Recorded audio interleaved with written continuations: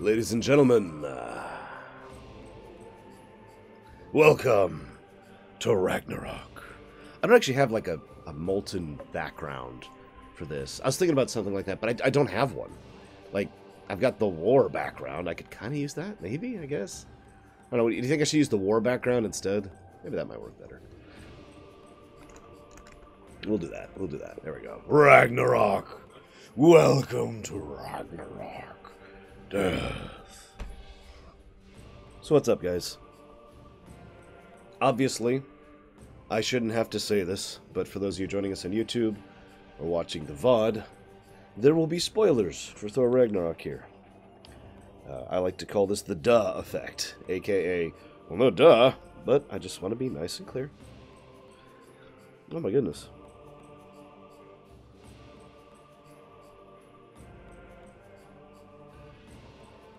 Gonna wait a couple more minutes for people to stream in while I say hi to Lord Ad. They apparently are just now having some snow. Hate typing on this thing.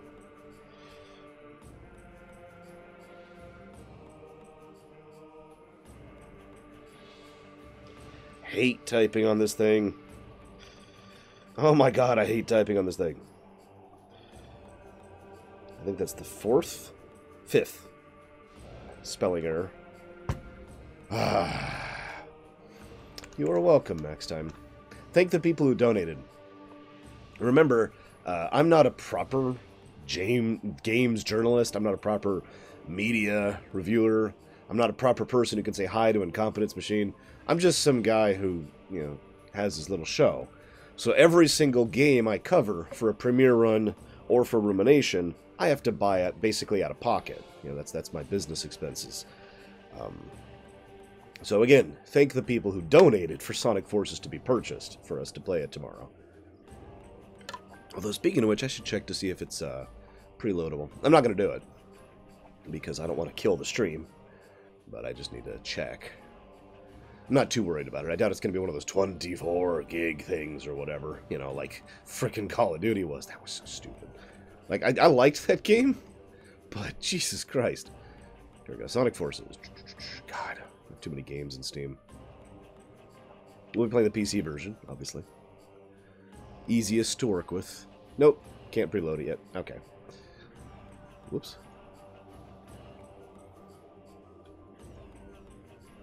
Oh, well. Alright, that's probably enough time for people to stream in. That's true, Max Time. I'm absolutely okay with it. There's very few games I'm actually not okay with doing premiere runs of. It's just a matter of how many people donate for it and how many people want it. I admit there's also a little bit of personal interest involved. Like, for example, there's some games where I'm like, I really want to play that game, so I'd really like to do, you know, a premiere run of it. The upcoming Assassin's Creed Origins is a good example of that.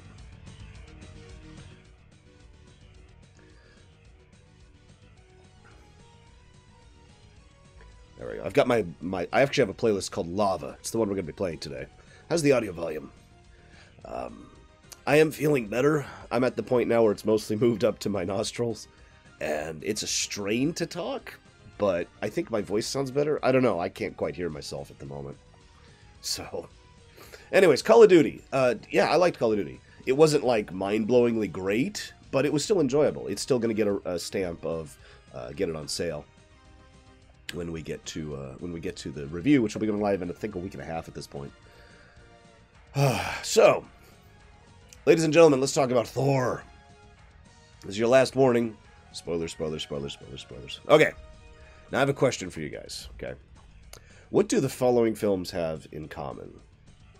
John and Pogo, Two Cars, One Night, Tama 2, What We Do in the Shadows, Interviews with Vampires, Eagle vs. Shark, Boy, What We Do in the Shadows, again, I guess, and Hunt for the Wilder People. Bonus points if you guys have never heard of these movies. I almost called them games. Because I hadn't. Until I started doing my research. I mean, it's probably obvious where I'm going with this. Because you could probably guess even if you don't actually legitimately know the answer. Because all of these are done by the same director.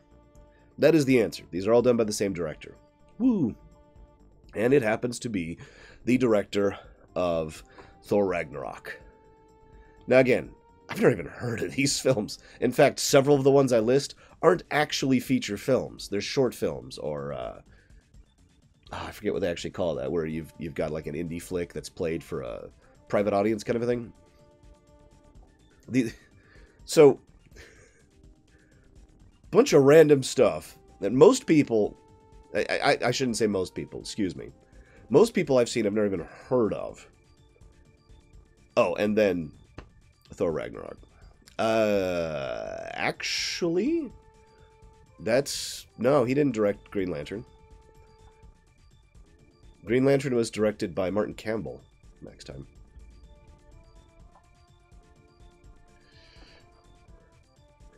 Now, the funny thing is this guy, I am 100% sure. I'm looking at the page right now. Now, I don't know how to pronounce his name. Taika Waititi? That's my best guess. Played in Green Lantern, and that's the interesting thing. He's actually more of an actor than he is a director. As in, he has more acting credits than he does directing credits. He was in Green Lantern as Thomas Kalmaku, if you have any idea what that is. I don't know who that is. And of course, he played Korg in Thor Ragnarok. But yeah, that's where I'm getting with this. Now, the funny thing is, you're looking at this like, why is this relevant? If you've been paying attention to the cinematic stuff for some time, that's kind of been Marvel's approach for a while now.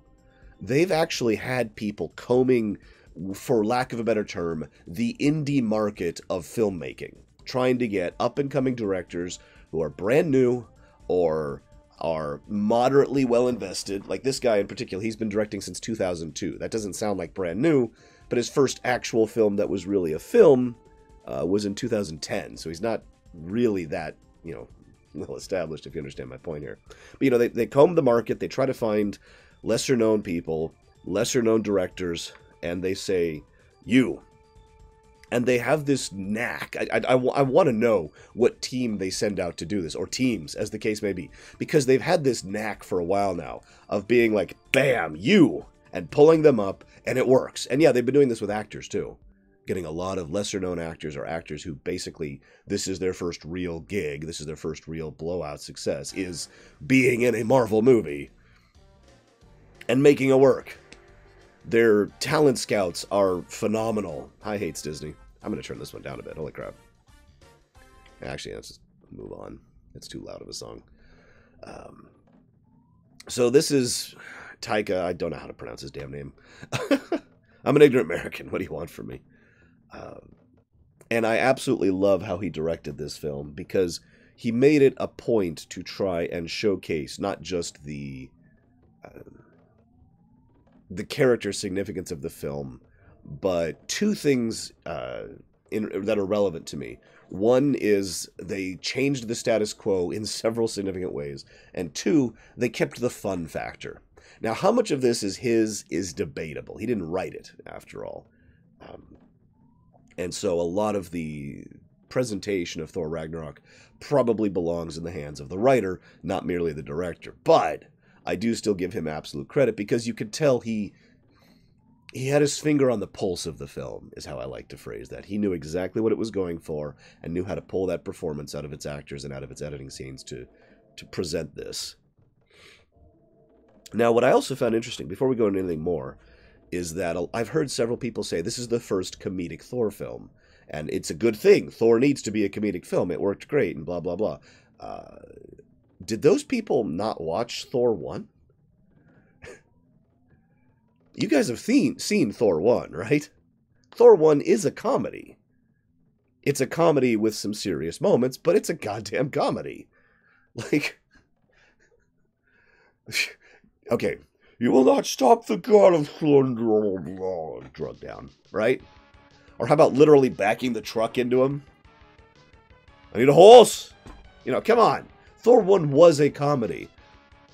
It was even relatively low scope and low stakes with regards to what was going on. Why is this so loud? Whatever, that's as quiet as I can make it. Hopefully it's not too loud for you guys. But yeah, you know, Thor 1 was a comedy, and I loved it. Thor 2... Well, I've given my opinion of Thor 2. Thor 2 was okay right up until the last 10 minutes, and then it suddenly became a comedy again. And those are my favorite 10 minutes of the film. So, whatever. So, obviously, I suppose I should also say, I guess I haven't really spoiled anything yet. Yes, I liked the film. For those of you who want the non-spoilery answer, I really liked the film. I highly recommend you go see it. It's a great film. Unfortunately, I wasn't able to go with everyone I usually go with, which made me sad. But I was still able to go with Third. That was awesome. I appreciate it. Gratitude to Third for actually going and seeing the film with me, despite the fact that I was worse than I am now.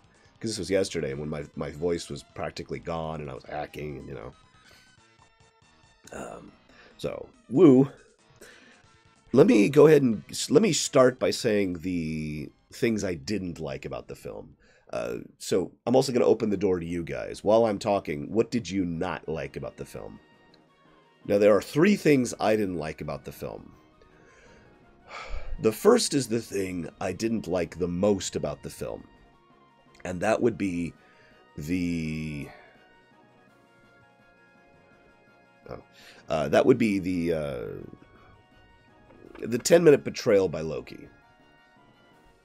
There was a scene where, you know, Loki and Thor actually have a pretty awesome moment together. Loki was awesome in pretty much the whole film. So they're trying to have this awesome moment. And then Loki's like, I'm sorry, I gotta betray you. And Thor's like, yeah, I'm sorry, I was already on top of this. Brief speech, I gotta go, peace. And then Loki turns back. Like, stops being a traitor. It's just like, I'm evil again. No, I'm cool. I'm back. What? I didn't like that. I didn't like that. However, I will say that was balanced out by the fact that he then decided to unbetray him in the end. I do think that was good. I don't think Loki needs to be some, you know, super mega good character, but I do think that when he is portrayed less evil and more good, that it's a better thing. You know, I do think that's the better presentations of the character. The Warriors 3, yeah. What's funny is if you paid attention to any of the stuff leading up to Thor Ragnarok, the actors playing the Warriors 3 talked about their death like it was a noble sacrifice. But for anybody who's watched fiction before, they basically were Worf. The Worf effect. For those of you not aware of what I mean by that, you have a big, strong character, and then they lose to someone for no other reason than to establish how strong the new person is. And it became kind of a joke over on Star Trek The Next Generation, where Worf would get his ass kicked by whatever alien of the week it was, because it was the shorthand method to establish that they were a threat. So, the Warriors 3 got killed to be Worfed, basically. The second thing I didn't quite care for, this is a very, admittedly minor complaint, but I do think that the film was trying to do so much that it had to not show everything to its fullest extent. You know what I mean? Like, there's so many different threads and arcs and events happening in this film. I actually had to take a moment and be like, okay, hang on. You know? I mean, we do basically have Planet Hulk and the Ragnarok storylines mashed together in order to make this film. For those of you familiar with the comics. And, so, you know, so we've got the establishment. It was extremely dense. Yeah, it was extremely dense. That's not my complaint, by the way. My complaint, and again, it's very minor, is the fact that I wanted more. Like, I want to know more about...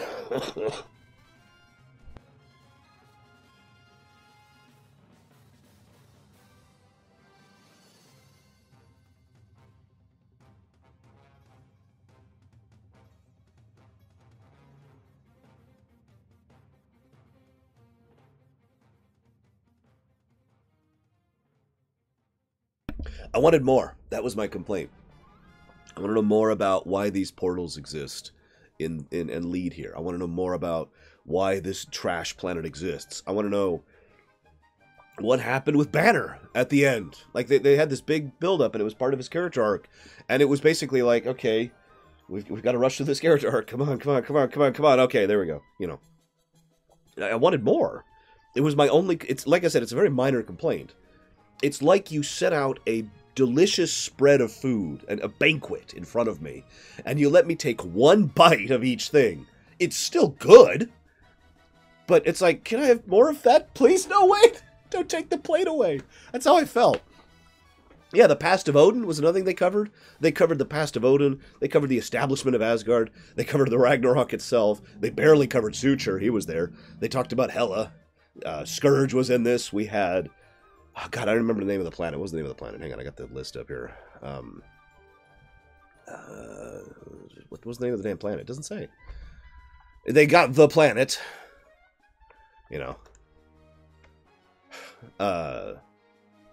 They've got, God, I've lost my train of thought. They've got helping with the Valkyries. She was a great character, by the way. I liked her. They've got Loki's character arc. This is basically the continuation of Loki's character arc. In fact, arguably the conclusion of his character arc from Thor 1. They've got Thor's character arc, because he actually goes through a character arc too. You know, they've got Hulk's character arc. Hulk has a character arc for the first time. Yeah, by the way, I loved that. The fact that Odin was a war god before he became a god of wisdom. That's great that they put that in there. And then we've got like this whole society of enslavement built up around the Grandmaster. The Grandmaster, let me just say, Jeff Goldblum nailed it, in my opinion. Of anything I could complain about in this film, like if I really started to nitpick, I can nitpick a few scenes. I don't think I could nitpick any of the Grandmaster scenes. He was awesome. He was exactly what he needed to be. This perfect lunatic, not quite, like, just a very particular brand of evil. Like, very, very esoteric, very foppish, but kind of at the same time, you know? Like, why was it going this way? You know what I really think? I think we need to have... I'm thinking public execution. That's what I'm thinking. But I'm thinking blame. That's what's in my head right now. And I was doing the public, but I like this race idea better. So go on. You're on the clock. You know. That was awesome. I loved it. He was perfect for the Grandmaster. According to... Yeah, the revolution was great. We'll chalk it up to a tie. Both sides won, you know. I know, the Grandmaster's bodyguard was hysterical. Why are you handing me the melty stick? No, no!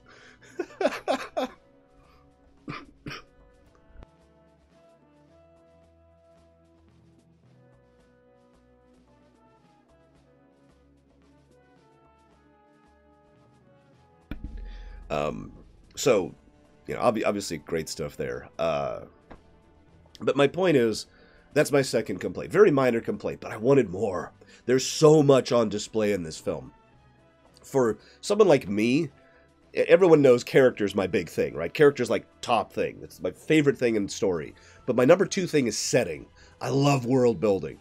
And this movie did more world building than arguably any other film in the MCU. The only ones that come close, or possibly surpass it, depending on how you define it, are the Guardians of the Galaxy movies. These movies really established the setting of Marvel a lot. And I like that. A lot. They did a really good job with that. Excuse me. Oh, God, I don't remember what my third complaint was going to be. Let's go through the film a little more sequential. Actually, before we go that, I just want to say Korg was awesome as well. Korg was really great. Again, played by the director. As I said, he's more of an actor than a director, and he's a good actor. He was pretty much perfect. Like, his first scene, I was sitting there like, yeah, I think I didn't even know it was him at the time. It's just, yeah, it's okay, it's okay. I'm a rock person. See, I'm rock, not a worries. I'm still a person, just a pile of rocks. Nothing to be worried about. Kind of the leader, yeah, the resistance. Don't mind me, you know. And I have to admit, a lot, I know this, a lot of the, how do I put this? A lot of the jokes were predictable, but almost all of them made me laugh. The initial bit with Suture, that wouldn't have worked if Suture wasn't staying the straight man. It was classic, literally one-to-one classic Abbott and Costello. You've got the straight man, that's Suture, and you've got the comic foil, and that would be Thor. And, you know, just straight up obvious jokes, but very well presented. And of course, this whole thing was Thor just kind of trying to portray how in charge of the situation he was, but then... Oh, wait, I'm sorry, I timed that wrong. Give me another second here. Okay, there we go! Grab hammer. Yeah, that was great, I like that. And of course, yeah, Korg, you know, the foundations are good and strong. It will be a sanctuary for all races across... Oh. Well, now the foundations are gone. Great stuff. And of course, Banner jumping out onto the thing. Again, saw that coming. Saw that coming. Still laughed. Oh god, I'm trying to remember the moment now. Oh, I know the moment. I got embarrassed during this film. Now, anybody who's listened to any of my movie discussions knows that I have a problem when it comes to films. I am loud. Not like in the way you're probably thinking, but if something amuses me, I will laugh. And what I usually do is I laugh and then immediately pull it back in because I'm embarrassed. Because no one else is laughing. Because I have a tendency to get a joke before other people do. That's not praise. It's not like anything. It's just, I've noticed throughout the years, I'll be like, ah! And then I'm the only one laughing in the whole theater, and I feel like I'm shrinking in my chair, like, So there's one scene where I was really embarrassed in this film. And it's the scene where Scourge decides to prove his worth. By the way, Scourge had a character arc too in this game, or excuse me, in this movie. And he's sitting there, huddled in there in fear. And at first I'm thinking, okay, they're going a typical, you know, sniveling weasel thing. But if you've been paying attention, and I'm sure you have, his character arc has always been about proving himself. You know, living up to some kind of expectation. Proving what kind of a person he was. Living up to, you know, blah, blah, blah. And so he's sitting there, and then he sees them, and he sees those going, and he goes out, and I'm like, okay, that's cool that they're going this direction with it. And then he pulls out Des and Troy. And I'm just like, yes! And I'm the only one in the entire theater who did that. I was so embarrassed. Everyone else was just dead silence as he starts, he's got these two M4s, just nailing down the necromancers. And yeah, it was kind of a Doom tribute as well, because of course Carl Urban. I was just, yeah, that's so awesome. No one else in the theater gave any reaction at all. I was so embarrassed about that. Oh my gosh. I thought that scene was awesome. Now, one thing I want to say about the film. This is... You know, I don't actually have a lorium. I don't have a lorium for this kind of concept. It doesn't happen that often. This film is really, really predictable, okay? And I don't mean that as an insult, really. But if you watch the film, I mean, I'm sure most of you had the same reaction, right? Like, you could kind of see where people were going with this. You could kind of see the arcs that things were going and where directions were and blah, blah, and it's like, okay, yeah. But that never bothered me. At no point did the predictability of the story really upset me. In fact, they only did one thing that actually caught me by surprise, and it was with Loki. The performances, the music choice, the directing, the effects, the cinematography in general, made what was otherwise a very troporific, very troporific kind of a thing, enjoyable. Because, yeah, it was very natural, it was very well done, it was very well executed. It goes back to a saying I like to repeat myself, tropes are not bad, you know? There's nothing necessarily wrong with doing something by the book, as long as you do it well.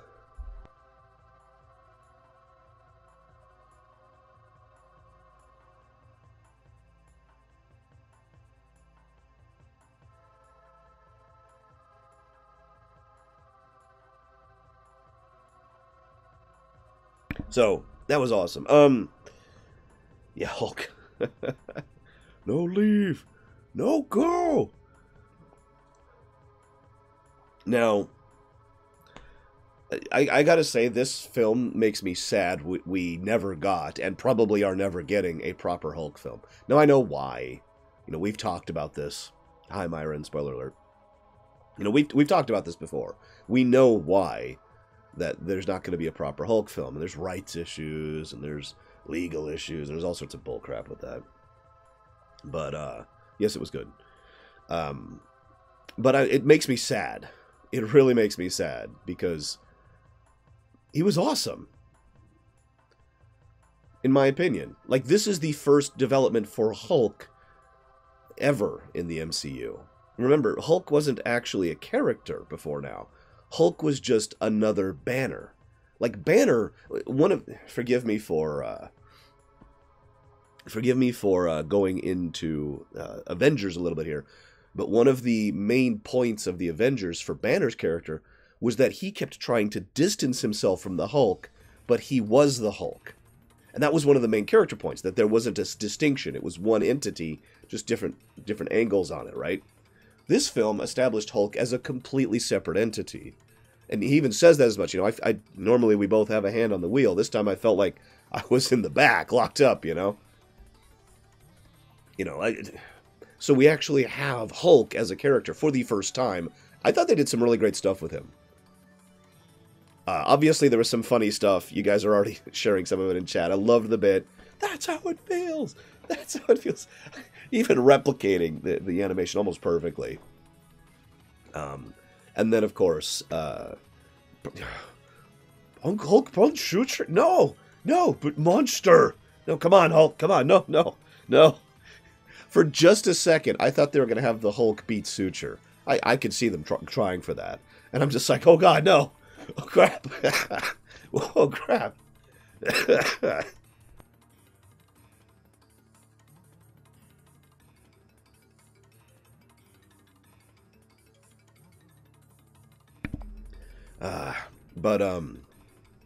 My favorite moment, personally, humor aside, there's a bit where, you know, Thor is legitimately angry at Hulk. And Hulk is, of course, angry, because he's always angry. Always angry. And, he says, you know, you're the stupid Avenger, and everyone back on Earth hates you. I imagine a lot of you saw it. Did you see Hulk's face when he heard that? Do you see his body language? That hurt. And that's, of course, what brings Thor back, as Thor realizes he's just ranting, and then Thor goes over and apologizes to him. But the fact that stuck with Hulk, I liked that. That was a nice touch. I also, as ever, loved Ruffalo as Banner. I mean, he does some good stuff as Hulk, but he's great as Banner. The direwolf.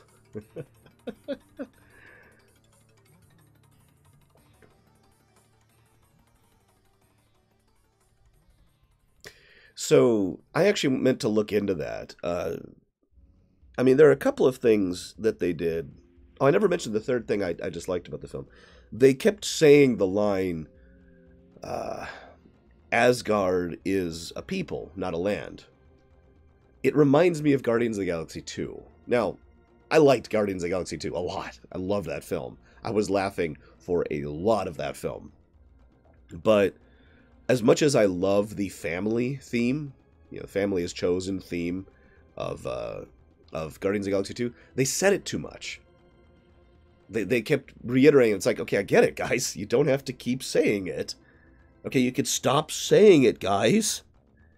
Guys! And they kind of did that in this film, too. They only said it like 4 or 5 times. But each time they kept saying, you know, Asgard is a people. It's like, yeah, okay, I get it. Asgard is a people. Yes, I know. Shut up. Again, very minor complaint. Yeah, I know, right, Leander?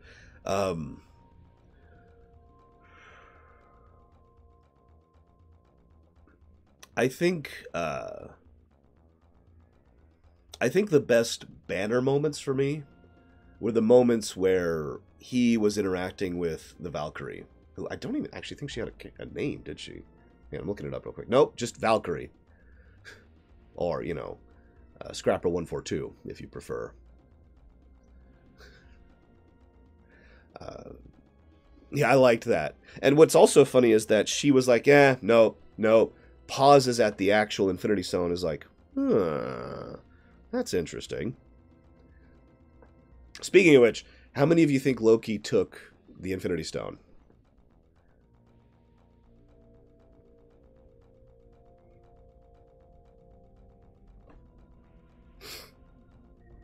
Just saying.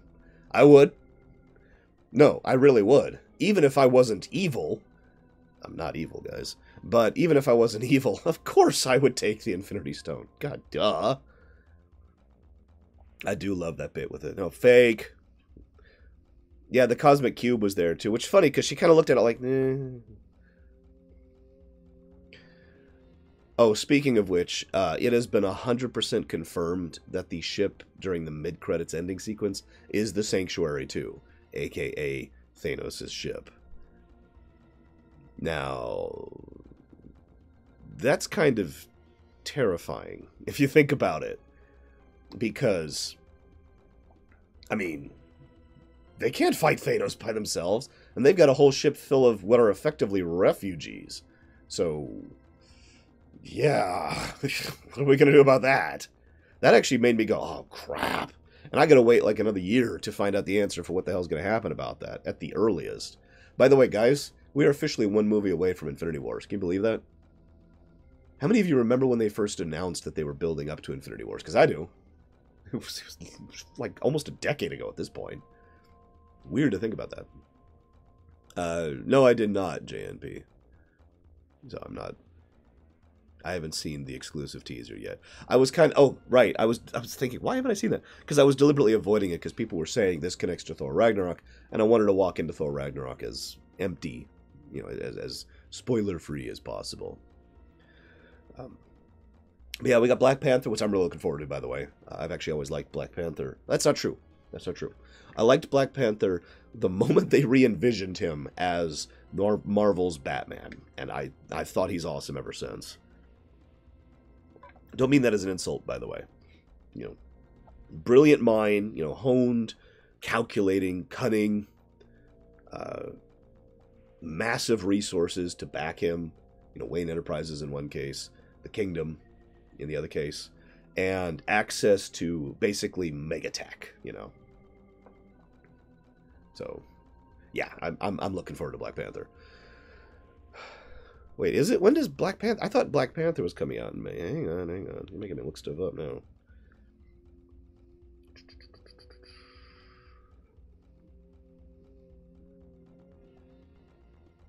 Well, yeah, I know, delayed, but still. Black Panther... Okay, when's this coming out?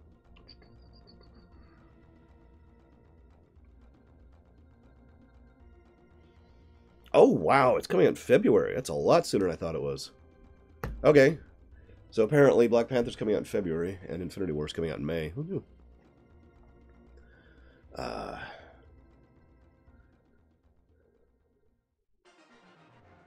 It's interesting you say that, Kaiser Hund, because usually when I hear people talk about the lead-up to the Infinity War, I hear people say that it's not enough lead-up.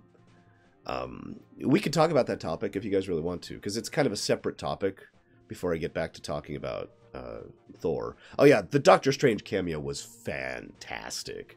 I am a huge fan of Benedict Cumberbatch. I make no mistake. I don't try to hide that at all. I thought he was phenomenal in Strange, and yeah, it's a good idea. We'll talk about that again. Don't let me forget to talk about the build-up. But I loved Cumberbatch's Strange. I love his presentation. I love the fact that he's just like, hi. And it's very Q if he was more of a good guy, basically. So the Q from Tapestry, you know? Or the Q from, like, All Good Things. He's still messing with you because he's still an arrogant twat. But he's still actually willing to be, you know, nice. He's still willing to be complimentary. Like the moment because he approaches it, if you pay attention, his presentation is just, you know, I'm going, you know, this needs to be dealt with. This is very serious. This is very dangerous. And as soon as Thor is like, you know, we're looking for Odin. That's why Loki's here. So you're taking Loki with you. Yeah. Okay. And the moment that happens, just all of the tension drains from his face. Great actor. I love Cumberbatch. He's a great actor. So just, okay. So, yep. All right, let's figure this out. Okay, we gotta go this. All right, there you go. He's over there. By the way, how many of you caught the fact that Odin traveled to Norway? I thought that was a nice touch. Hey, Revan. Hey, Hazardous. Hey, Bregman. Hey, James Carmichael. Yeah. That made me grin. Odin traveling to Norway. That's awesome. Also, there's one character I haven't really been talking about a lot. Let me go ahead and just say something that everyone else in the universe says. Tom Hiddleston is awesome. I have seen Tom Hiddleston do some good stuff, but his work as Loki is surprisingly awesome in its subtlety. He likes to do this overt subtlety thing, which is a term I came up with back for Grand Theft Auto 4. You know, the kind of thing where it's like, bah! But actually there's more going on. You know, he does that great. His facial expressions. I love just watching his face as he's presenting his character, because there's so much of Loki's character developing in this film when he's not saying anything. Great stuff, great stuff. Loki is my favorite character in this particular film, by the way. Well, they did some great stuff with Thor, and he did legitimately move forward as a character. And indeed, basically everyone involved was awesome, in my opinion. Like I said, you know, Jeff Goldblum and all that. But Loki, perfect. Tom Hiddleston was perfect. Yeah, I like that. Thor, God of Heavens, that was a great bit, too.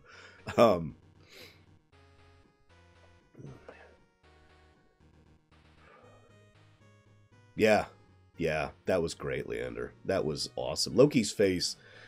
The reason I brought up Loki's face here is because, you know, they go to Norway after Strange sends them off, and they're talking to Odin.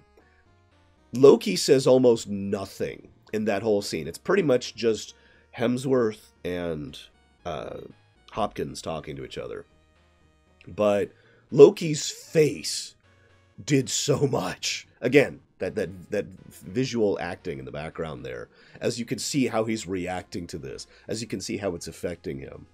There's also this great tiny bit, and they just kind of slide it under the rug. You almost don't notice it, where Odin says very casually, and that's what I love about this. I'll talk about this in a second. But Odin says very casually, "I love you, my sons," plural. And then, you know, it's time for me to go, blah, blah, blah, death, right? But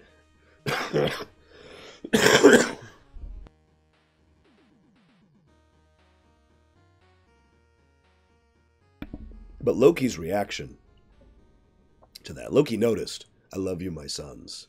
Loki noticed, and it's just very subtle. And they just kind of rush by it, because then he immediately goes to the rest of his death speech. Very nice little touch. But I want to say one other thing about that. One thing I've noticed is that most people don't know how to write or act death scenes, to be blunt. And I think that this was a very good death scene. You know, it's so obvious. It's so obvious. You know, the whole, I am now dying. Verily, my death shall pass. Oh, woe is me. You know, basically most people tend to overact and overwrite death scenes. Even good fictional works tend to overwrite and overact death scenes. But I've always felt the really good death scenes are the ones that are understated. That's my opinion. And that's why I liked Odin's death scenes. As he's just sitting there, he just made peace with it. It was very calm, it was very normal. I love you, my sons. And now it's time for me to move on. And that was it. Great scene. Yeah, the important bits of the movie were very understated. Which is funny in a movie that's kind of loud overall, in its overall tone, pace, visual style, presentation. No, I don't, Titans. Although, we'll talk about that maybe later. I don't know. But anyways. Also, I agree, by the way, that Odin was a terrible father. In fact, I kind of liked the fact that Thor, admitted that. Yep. Banished you, stripped your powers, blah, blah, blah. I mean, and how many of you have ever seen, How It Should Have Ended? It's a YouTube channel. They did a How It Should Have Ended for Thor 1. And it's great because there's this bit where Odin gets up and Loki's like, I did it. I've destroyed them and all that. And then Odin's like, and for this, I take your power and I banish you. And then it cuts back to the cafe and they're like, wow, your dad's kind of a dick, isn't he? Anyways, so moving forward a little bit, Hela. Let me say that I am a really, really big fan of Cate Blanchett. I would be hard pressed to call her a bad actress in anything she's been in. She's been in stuff I don't like. Most actors have been in stuff I don't like, but I can't put the blame for pretty much all of that on Cate Blanchett. Like, her filmography is gargantuan. I'm actually glancing down it right now. It's huge. Although, fun fact, Fellowship of the Ring was one of her earlier films, relatively speaking, only 5 years after she'd started acting. What was that for a weird thought? Anyways, point being, I thought she hit the... They're making an Ocean's 8? Oh my god, they really are. Why? Sorry, I loved Ocean's 11. The original and the remake. But, what? Anyways. Here's what I liked about Hela's presentation. She was Thor, but evil. In other words, Thor, this whole film, was kind of down to earth, more relatable, I guess, basically. In other words, while he could do the big, his presentation made him feel more like a guy you could see across the street. Anybody see the video shorts they put out on the internet? I guess this was earlier this year, about him, Thor, the bad roommate. You remember those? That's pretty much how I've always pictured Thor. Yeah, sure, God of Thunder. Yeah, sure, big, strong guy. And basically one of the heavies when it comes to the Avengers. But, at the same time,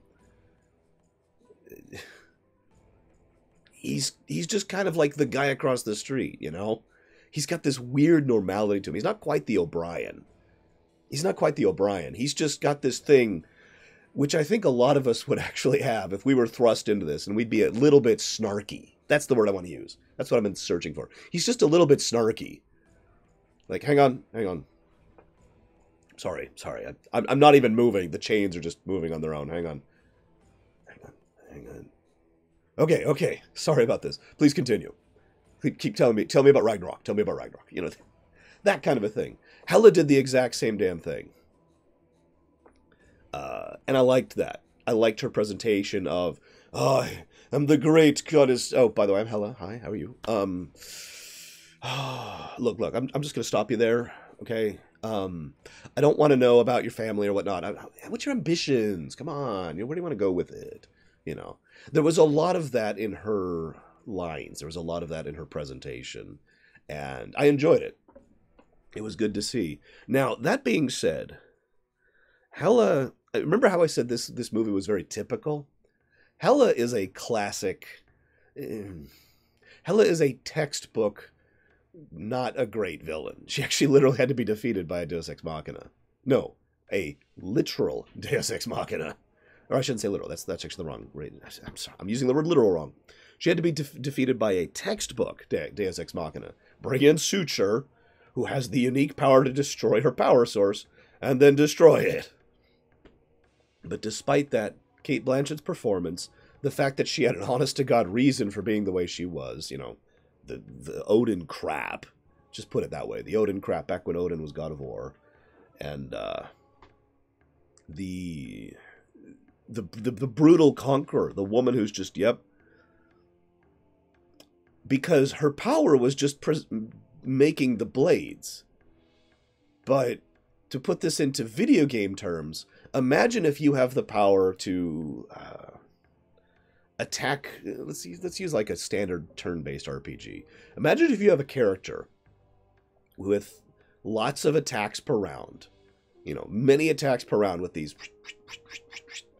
And, hi, Ali. Run! And she has tons of HP. Like, just this glut of HP. Which is probably being regenerated by Asgard because of the nature. They kept emphasizing that, you know, over and over and over.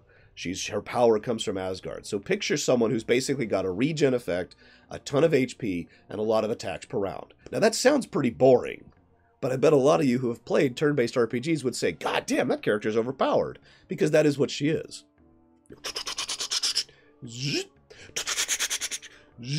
And yeah, several times she is impaled in a way that is fatal for other similar level characters. And just, nope. And? Like, you got a problem with that? What? So, now that being said, the moment they said that, you know, she draws her power from Asgard, I'm like, oh, wow, they're going to destroy Asgard. That was my first gut reaction to that. And yeah, she literally kills one entire force of Asgardians by herself.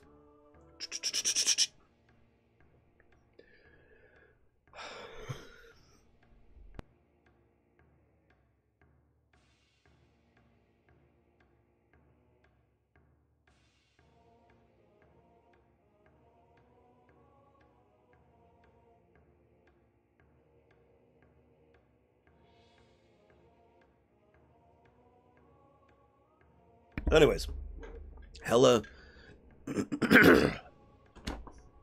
Damn it. Hela is a textbook example of a character I shouldn't like that was salvaged by the way they presented her. The actress, the story background, the lead up, all that stuff. They did a good job with her. I don't actually have much else to say about her. I kind of like what they did with the pacing, though. Actually, Asgard's always been presented as fairly small of a location. Even back in Thor 1, it was relatively small. And Thor 2, you know. Basically the size of an island, you know. In real life terms. It was never big. Where was I? Yeah, I know, Revan. Is she... So, okay... Let's go ahead and address this, because I know a lot of people have been asking about this for the last, like, half an hour or so. There's differing information regarding where Thor, and Loki for that matter, although Loki's separate, really, so I guess just Thor, where Thor draws his power from. Based on narrative law, I would say that Thor does not draw his power from Asgard. Let me explain two reasons for that. The in-character reason and the out-of-character reason. The in-character reason is because Odin knows what happens when he builds someone, you know, when he has a child, who has their power drawn from Asgard. Hela. If anything went wrong, if anything happened, that power was going to become a problem, like it was with Hela.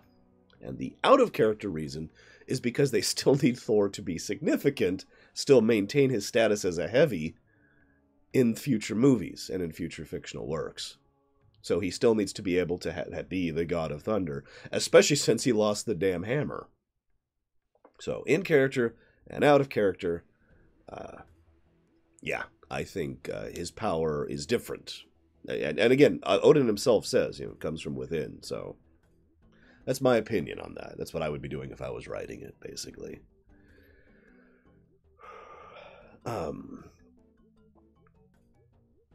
So, where was I? So we got Hela, Scourge.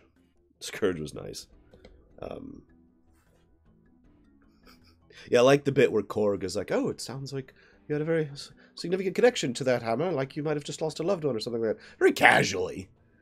And then, you know, Thor's like, wow, that's a very succinct way to put it.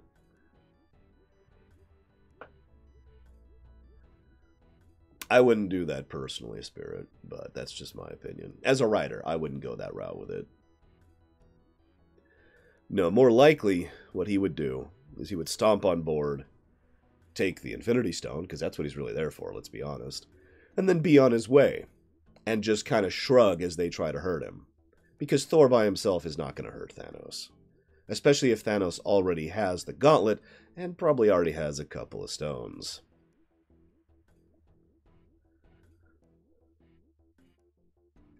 Yeah, that's true. I noticed that as well, Max Time. The hammer was a way to... was a crutch, actually. Or no, crutch is the wrong word. The hammer was training wheels. The hammer was training wheels for Odin. He started using it as a crutch. But, anyways. So, then they get the hell out of Dodge. Scourge, let me just say that I'm a pretty big fan of Karl Urban. So, I liked Scourge, at least partially because of the actor. His presentation was pretty awesome. His court character arc was, again, very typical, but generally well presented.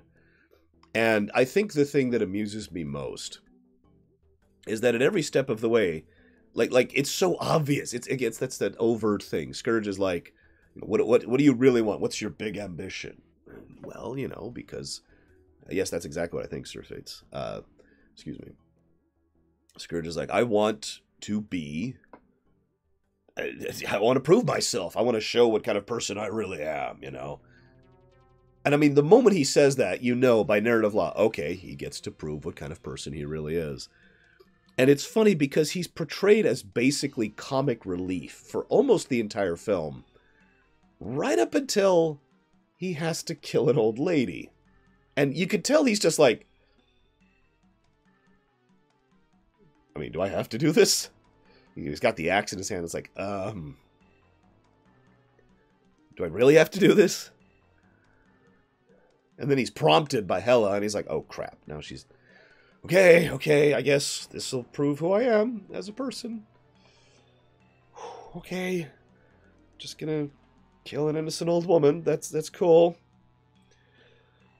It'll be fine. Just gotta really follow through on the thrust. Oh, God. And then he doesn't have to do it. He's saved by someone else. Betraying them, basically. And, and then, I'm sorry, I really, really loved the Des and the Troy thing. I know I already said that, but it bears repeating. That was so awesome. I want to watch that scene again. Hey, author's in.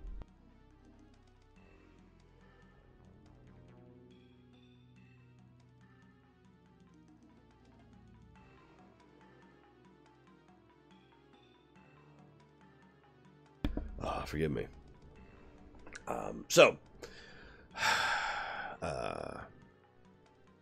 Yeah, I was kind of thinking that too. Of course he has extended mags. Although the funny thing is, my second thought after this is awesome is he's going to run out of ammo. Like, I don't know if he even understands how ammo works. And then he runs out and he's just like, all right, axes. I'm just going to use Des and Troy as axes. Yeah. Anyways.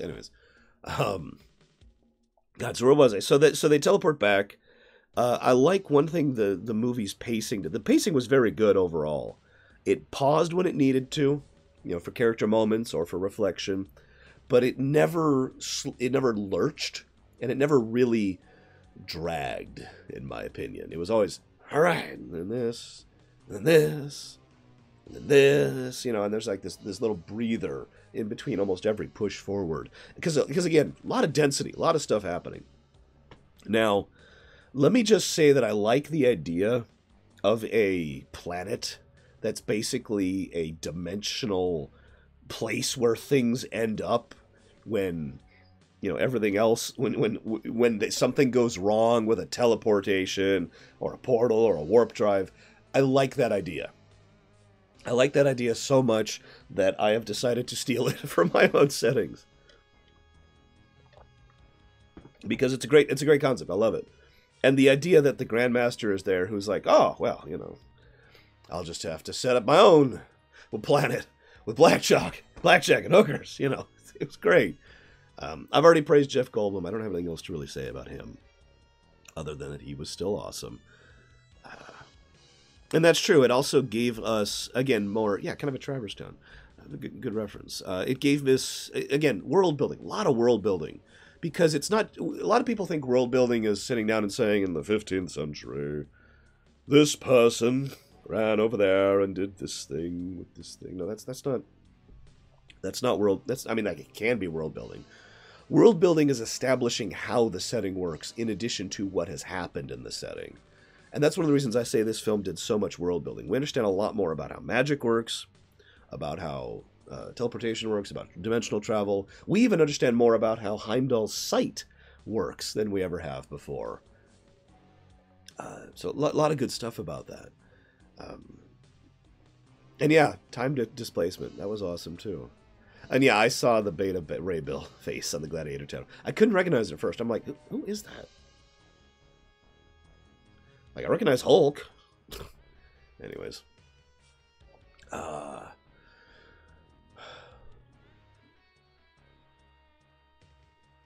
I think Tessa Thompson did a great job as the Valkyrie. I don't really have anything else to add to that. As weird as that may sound, I think she did a great portrayal of someone who was crazy competent and just doesn't give a crap. Like, that's a weird combination to pull off. Excuse me, but I do think she did a good job of portraying that balance between the two. You know, several times they kind of imply that she's actually capable, in just terms of martial fighting, taking on Thor, and of course she does basically defeat Loki. She's the person who literally was training with Hulk, for God's sakes. You know. But she also is just, like, that first thing, nope, he's mine. Thud. Nope, hang on, I said he was mine. Hang on, God, why aren't my guns working? Hang on just a second. There we go, okay. Die. Okay, we're all dead. Okay, now. You're mine. Capture, let's go. You know, just doesn't give a crap. And yeah, actually, that's a great way to put it, Revan. She was Old Man Logan. And considering how old she is, she's actually older than Logan, so I guess that makes sense.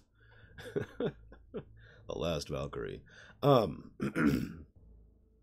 I also like how there was more to her character than just, I'm a badass. And yeah, the interactions between her and Banner, specifically Banner, were awesome. Like, her interactions between her and Hulk were good, but the interactions between her and Banner were fantastic. Yeah, I keep feeling like I know you. No, it's okay. It's okay. Yeah, I keep getting that impression too. You know. And I loved the little tidbit between Loki and her. Now, I am a little bit of a Loki fanboy. Not a huge one. I'm the kind of person who would really love to take a character like Loki and write for that character. There's just so much you can do with that. But one of the things I've always liked most about Loki is that he's smart. Like, he has his flaws and he has his issues and he has his blind spots, but he is very smart. And so I love the scene where he's fighting her. And at first it looks like they're evenly matched. And then she starts actually trying. And then he basically gets his ass kicked. And then he's like, oh, okay. Because he's smart, he starts fighting in a different way. Reaches right up for the forehead and tries to hit her with it. And then, and also, in addition to the fact that that's very low-key and a great little bit, it serves as a wonderful bit of characterization for her. Because now we get to see what happened. No dialogue. Don't need dialogue for that. Just visual storytelling. She was the Valkyrie who survived, basically because someone else took a blade for her, and that's about it. Also, a little bit of characters... Yeah, I know, right? Also, a little bit of characterization for Odin, as weird as that may sound. The idea that Odin would be the kind of person who can say, hey, I'm going to send Regiment 317 and send it off to the enemy to die to buy time to seal her away. Because that's basically what happened. He ordered the Valkyries to die against Hela. And that says a lot in multiple different directions, not just good or bad. Just it says a lot there. I'm pretty sure it was Max Time. I don't remember the comics all that well. hang on. I actually got her character right here.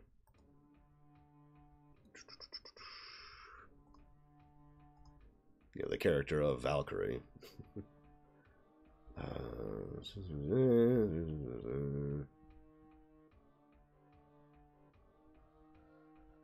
Brunhilde? No, that can't be right. No.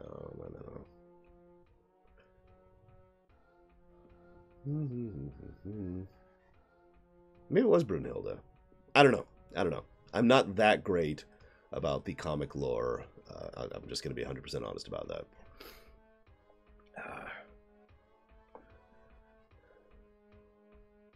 Oh, I know, Trafen. That was really interesting. Will Hela be back? Let me go ahead and say, as weird as this sounds, I hope not. Hela at this point, like, okay, I used the RPG example. She'd still probably have the blades, but she'd now have, like, 200 HP and no regen. So, in other words, Hela would be turned into, you know, from a meat wall into a glass cannon. Still deadly, but the kind of thing that wouldn't be anywhere near as capable as before. Now, they could do stuff with that.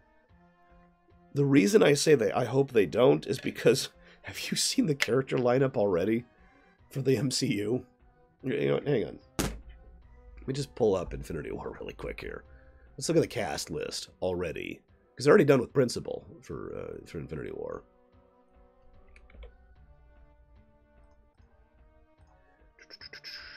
Infinity War. There it is. Here we go. So we've got... I'm just going to count. 1, 2, 3, 4, 5, 6, 7, 8, 9, 10, 20, 22, 24, 5, 6, 7, 28, 29 headliner characters in Infinity War. That's just the main characters. I'll be right back. I gotta deal with the dog.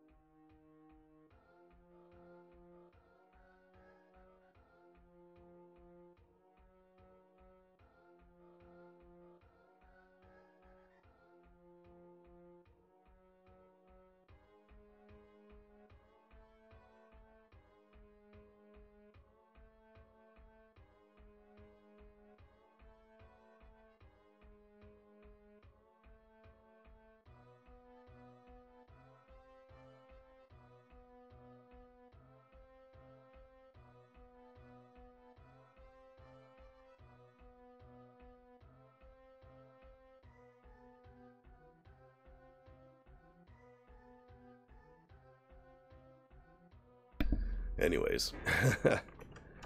Hi, Lord of Mordor. So, yeah. I mean, God's sakes. Point being, we already have so many characters. Now, that being said, they could bring Hela back for, like, Thor 4 or whatever, after the Infinity War. Maybe? I don't know. I'd have to think about that as a writer, if I'd even want that, because I'm not sure if I would. I'd have to think about it. Also, I agree, Surfites? I'm sorry, it's hard for me to pronounce words in general right now because of my throat. But I will say that I also very much enjoyed the revealing the tapestry scene. First of all, because it's a great way to present the information, the knowledge. Second of all, because it has been kind of a recurring theme of secrets in the family.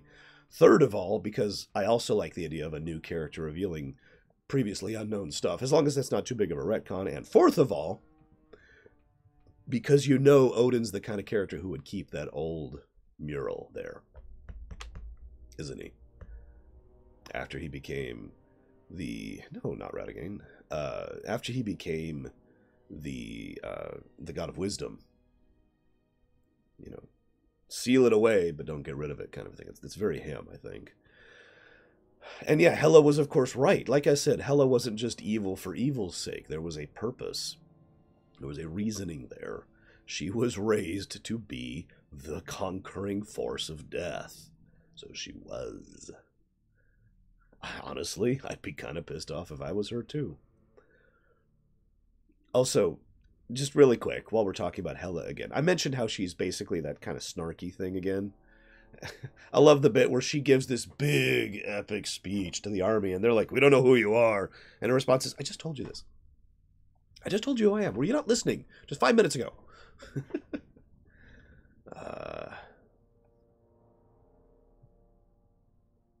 Excuse me. So, I'm actually... So, yeah,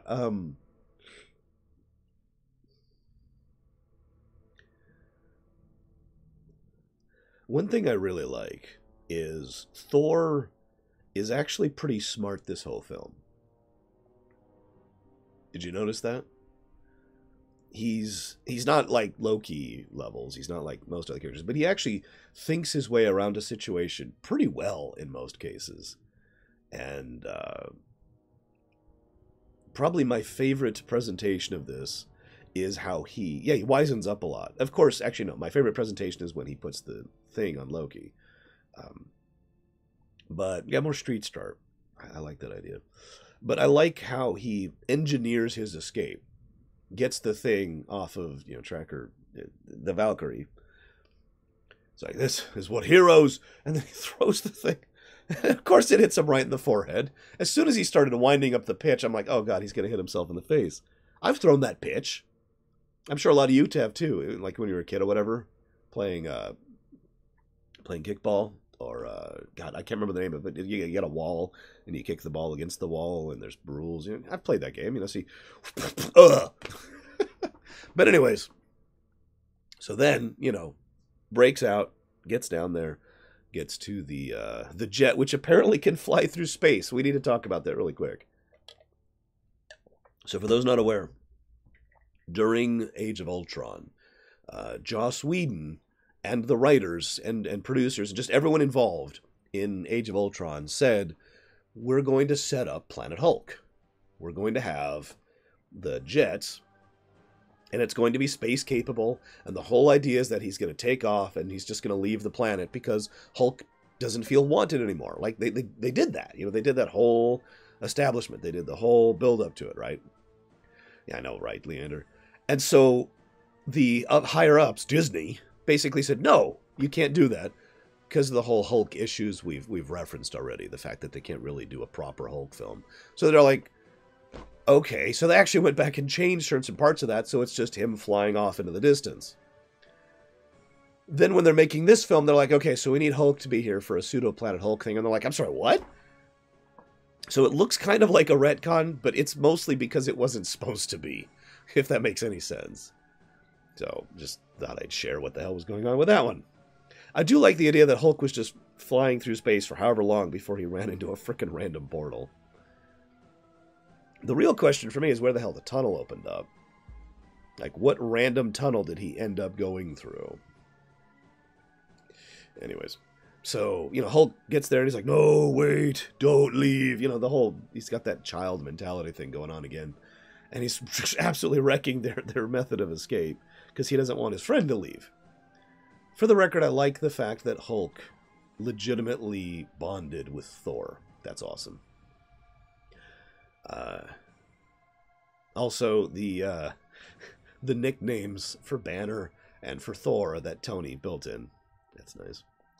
Anyways, but yeah, as he saw his pain, as soon as he saw the image thing of Widow from Age of Ultron and her talking to him, oh man, that just hit him like a ton of bricks. And that was awesome. And it was the first thing, point break. It was the first thing that actually started pulling him out of his anger that he'd been in for 2 years. They say it's 2 years, roughly. 2+ years, I guess we should say it that way. And, he turns back down into Banner, and then Banner's just freaking out. Now, I will say Banner freaking out for the next 2 scenes was a little weak, because it was basically just Banner's freaking out, and moving forward. Banner's freaking out, moving forward. Now,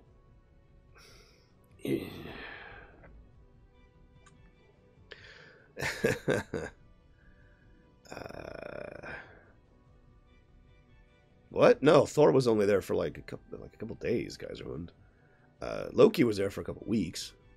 But, anyways. So, this thing...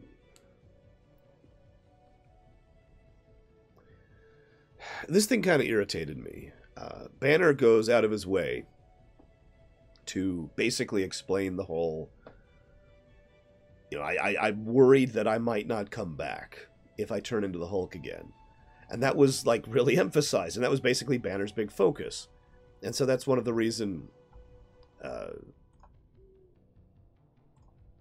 this would be Pyrazine, I believe. From Secret Amount of 4, I think. I don't know. It's not labeled properly for me.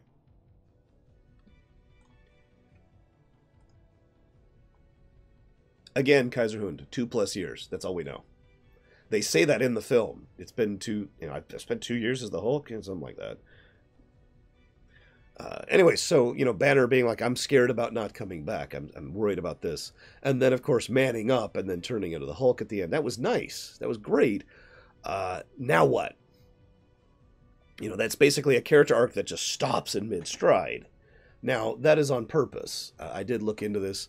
Apparently, they are intending to continue the Hulk's character arc in Infinity War. They're actually going to be doing more with that. So hopefully that mid-stride will then continue and go forward in Infinity War. But that did bother me. It's just like, I'm worried, oh god, I'm not going to be able to come back. And okay, you could just be Banner. Just get one of your PhDs in flying and fly the alien spacecraft. There needs to be more PhDs in flying alien spacecraft. I also kind of liked the fact that Thor... I shouldn't say I kind of liked the fact. It made me chuckle when Thor's like, hey, I always liked you. You're big, brawn, yeah, punch things. I like you way better than Banner. Fast forward a few scenes. No, you're smart. I like you. You've got your mind. You got your thoughts. You're much more understandable. Him, he just punches things. I like you a lot better than Hulk. So, yeah, I'm hopeful. We do know Mark Ruffalo is going to keep coming back as the Hulk, at least for Infinity War, Infinity War 2. That's already set in stone. I'm hopeful they do something good with it. It just kind of, it was probably the only thing in the whole film which is kind of, wait, what? Because it's literally half of an arc, but I digress. Running through the rest of the film in my mind now. I have to say, I know I've already praised Korg. I really, really love how Korg is just so, whatever. Okay. Things are cool. Whatever. So blast in the door. Here, have a gun. Okay. Revolution's on. Let's go, lads. We're going to have a revolution. Let's go. Just so utterly blasé the entire time. I loved it.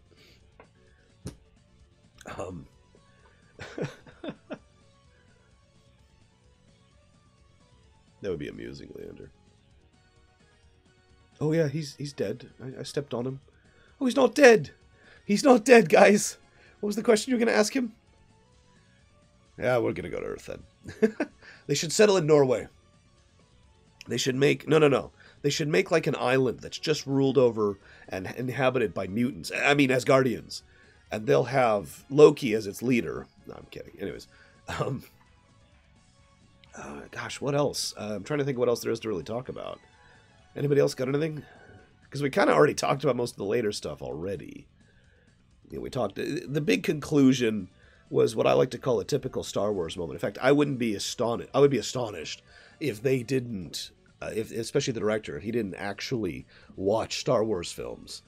I don't mean that as a bad thing, by the way. There's a certain type of set piece with regards to how you build up a climactic, multi-level battle. For Phantom Menace, we can make fun of Phantom Menace. Lots of people sling hatred at Phantom Menace, right? I do too. Totally okay with that. But you have to admit, even in Phantom Menace, Lucas did show his chops with the battle for Naboo. And the way it built up, and the way it was established and the different aspects of personal combat, ground combat, space combat, and then, you know, the presentation of that going forward. Because that was the first thing I thought of when we were having the battle on Asgard. We've got Thor fighting Hela. We've got everyone's matched up against someone they could go against. You know, we've got Heimdall. By the way, I haven't actually talked about Heimdall. I just realized that. Unfortunately, I don't have a lot to say about Heimdall because Heimdall's awesome, but he doesn't do much. You know, I do like the way they present the site. I do like how they pretty much flat out say, yeah, it's kind of hard to catch someone who can see everything, you know. And that was nice. And yeah, Thor lightning his way through things. So anyways, let me scroll up here. So, how they handled Thor's power. So, I feel like we've already talked about that, really. You know, the idea of Thor being someone designed to have power from within, you know, to have power coming internally, and using that to express, you know, the thunder, the lightning. And, yeah, he's basically a heavy now. I mean, he always was a heavy. But I would say at this point, Thor could actually beat the Hulk. And I could say that pretty definitively because he did beat the Hulk. So Thor has actually replaced the Hulk as the heavy of the Avengers at this point. Even though he's not really part of the Avengers. Excuse me. And yeah, one thing I like that they did, it was actually so quiet. And they do this a lot. They just kind of slide something under the rug. I mentioned that earlier. You know, I went looking for Infinity Stones. I didn't find any. All I found was death and devastation across all the 9 realms. Huh. I wonder why that is. And it's just kind of like it's like a throwaway line, basically. Because it's all, that scene is all about Loki being revealed and Thor, you know, catching on. But it's like, okay, yep, we know who has been devastating those realms, and we know why he couldn't find any of those Infinity Stones, don't we? It's actually kind of obvious in hindsight. That's a good way, by the way. That's how you establish someone like Thanos. Don't have him sit, as much as I like Thanos and some of what they've done to him, they don't really... I dislike a lot of the scenes of him sitting in the chair and cackling evilly and not really doing much. This, in my opinion, is a much better way to establish the character and what he can do. Oh, absolutely, Leander. That would be awesome. What do I think of Eye Patch Thor?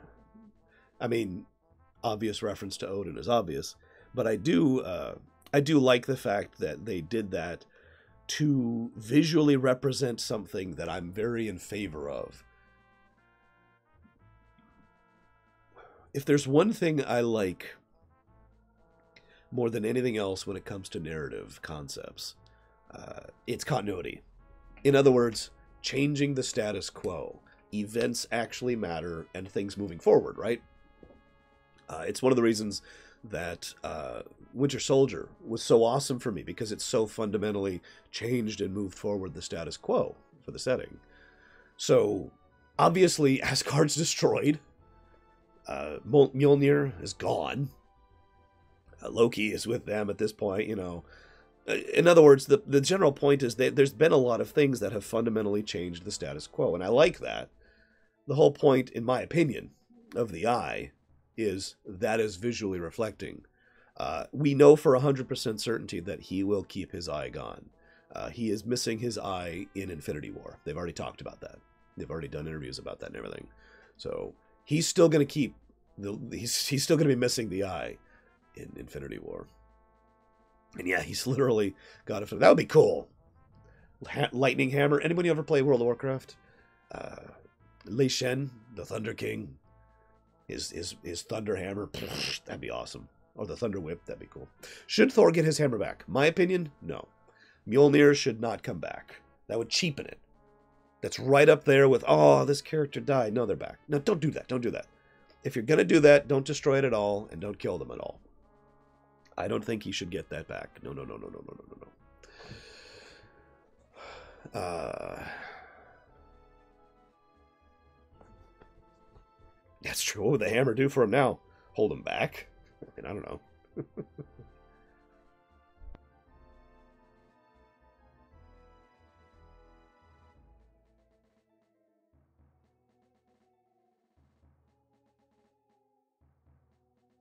I mean, to continue my own parallel, him getting the hammer back would be like him, now he's gone from the training wheels to a proper bike, and now he's buzzing around on a motorcycle, and then he adds training wheels to the motorcycle. That's a huge step backward,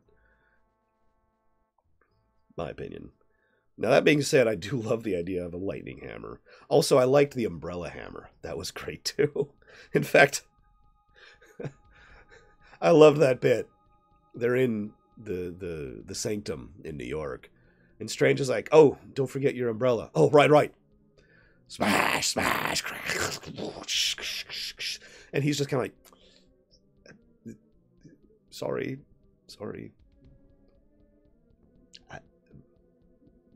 Yep, there we go. Okay. Sorry about that, guys.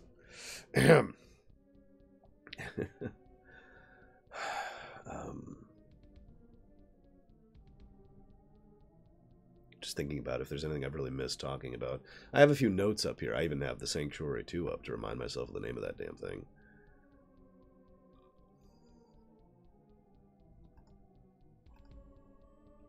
For those of you not aware, they call it the Sanctuary 2 because that place, the Chitauri space that we see in Avengers, and I guess in Ultron, kind of, was known as Sanctuary.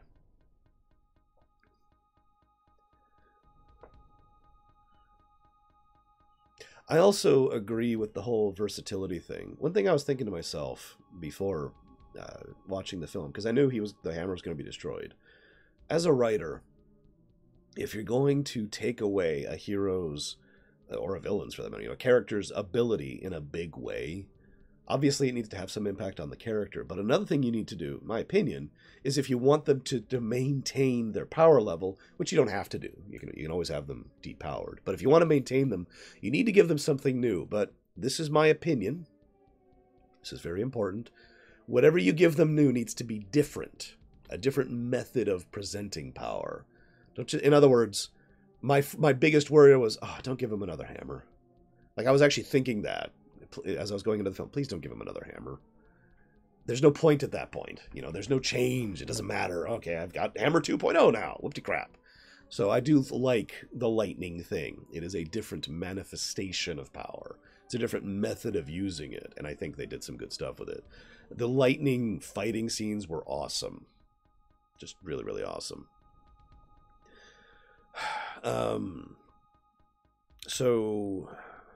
And yeah, the lightning whip, that was awesome. I guess as Titans asked if we talked about the play. There's only one thing I don't like about the play scene, and that's the fact that Loki, as Odin, was just being too obvious.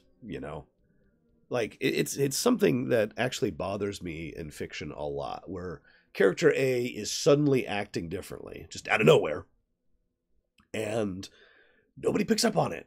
Now, obviously, Thor did pick up on it. And by the way, you notice how Thor can always tell at this point when Loki's illusions are up? He knows instantly. The only time he was ever wrong about one of Loki's illusions was right at the end. It's the only moment. But anyways, so yeah, Thor gets it. But it kind of irritated me that no one else is like, wow, Odin, you're being really different here. What the hell?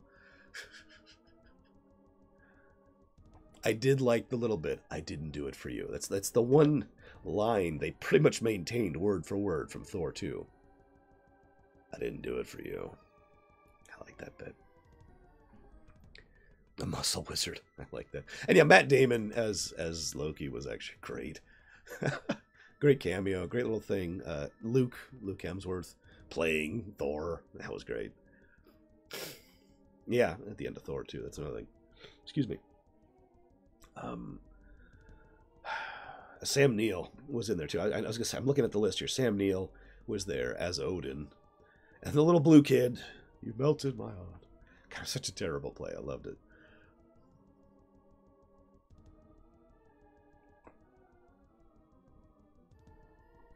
Probably Leander, because he has been Odin for a while.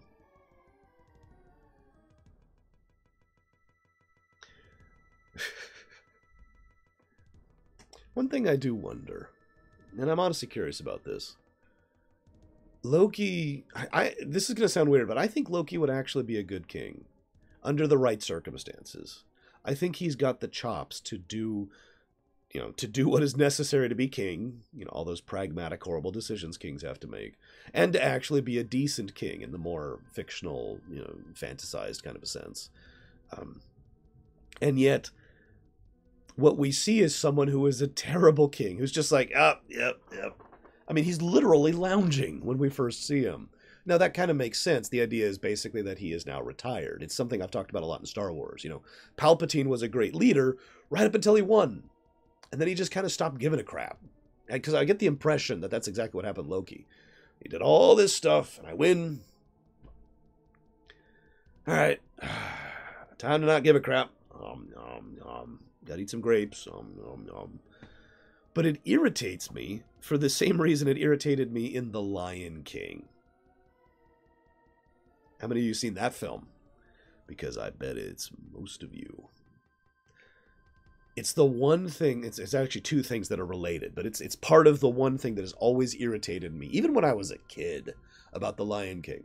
Scar is consistently portrayed as the smart one, as the devious one, as the intellectual one, as the one who thinks ahead, as the one who has a brain, and then he takes over, and it goes to hell, because he does stupid things, because he's just suddenly a terrible ruler.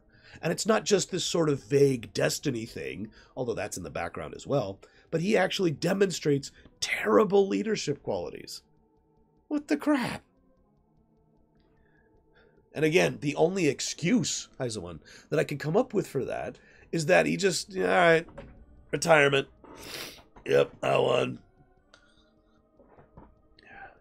I agree. Loki is absolutely still a kid in the beginning of this film. That's one of the reasons I felt Loki's character arc was the most important one in the film, because he does have a pretty defined character arc, and you could tell, I mean, Thor says it flat out. Thor says it flat out. He's like, we keep going back and forth, and I trust you, and then you betray me, and blah, blah, and I mean, I know you're the god of mischief, but you could be more.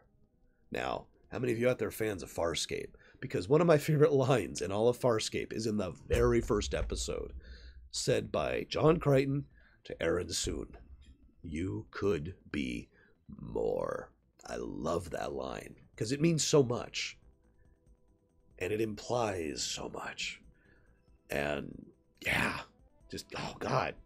So, Loki has basically just been okay with spinning his wheels, for the most part. Yeah, exactly. I absolutely agree that phrase got to Loki. That he's been like, okay, maybe I should do something instead of just treading water, And he does. It's not like Loki can't have the things he wants while still being more. Praise, being held up on high, all the love and affection that he never really got as a kid, except from his mother. Remember, that's been a part of his character arc since the first film. And in every one of his presentations since. He can have that. He basically is getting that. Who brought the ship, right? Who brought the ship in to rescue the Asgardians? You can do that. I have a theory. And again, I'm a little bit of a Loki fanboy because of Tom Hiddleston, so forgive me. But I have a theory that if Thor had been like, come back with me, brother. I care about you, brother, blah, blah, blah. That Loki might not have done his fake betrayal, or his temporary betrayal right at the end. Anyone disagree with that? Honest question. Of course, Lord of Mordor. There's like 5, I think, 6, I don't know. Something like that.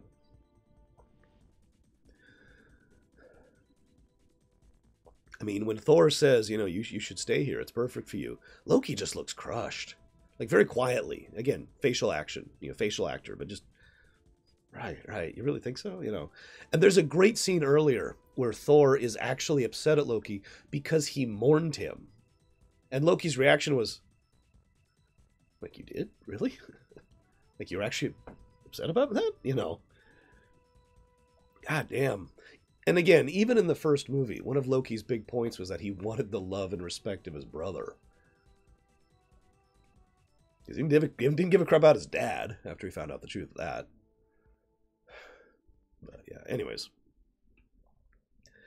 Now, the realistics of how many Asgardians survived, that's a good question, honestly. If I was to start assuming things, based on what we see, that ship could probably hold crammed a couple thousand people, I'd say. Now, that's not a lot of people. And they were crammed. We do see some shots of them inside the ship when we keep checking on Scourge, right?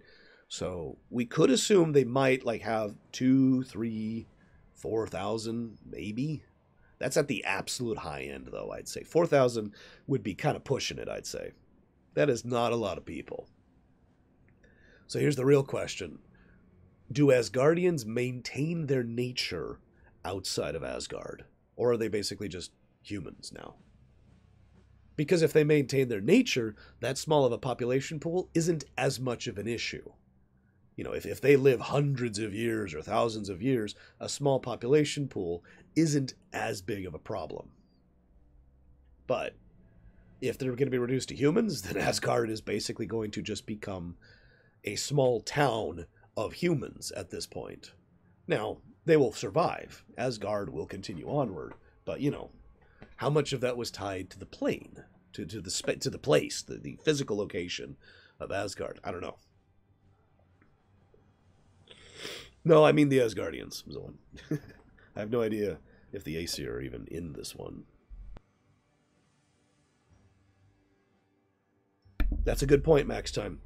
I didn't think about that. Valkyrie is still superhuman and hasn't aged despite thousands of years while being in a completely different dimension. So you're absolutely right. You're absolutely right. That makes it very likely that the Asgardians will keep their age. So we're going to see kind of a Protoss situation, if you will. You know, because remember, this isn't really spoiling anything. By the end of StarCraft 2, there are not a lot of Protoss left. There's more Protoss than Asgardians, but there's not a lot of Protoss left. It's okay, though, because they live a really long time. And bit by bit, they'll be able to do something with that. But personally, I think, and as the writer, what I would do is I would have them basically become a subsect of humanity. And this could also be a way for Marvel to once again sidestep the whole mutant thing. You know, just a thought on that one.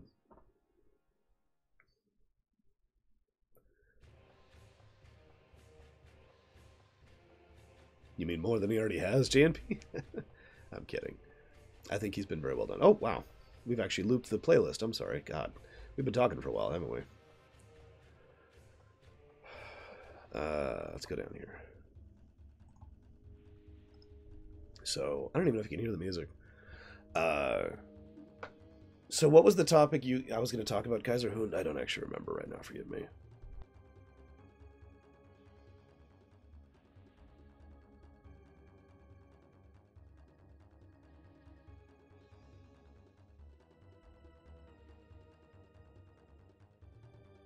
Right.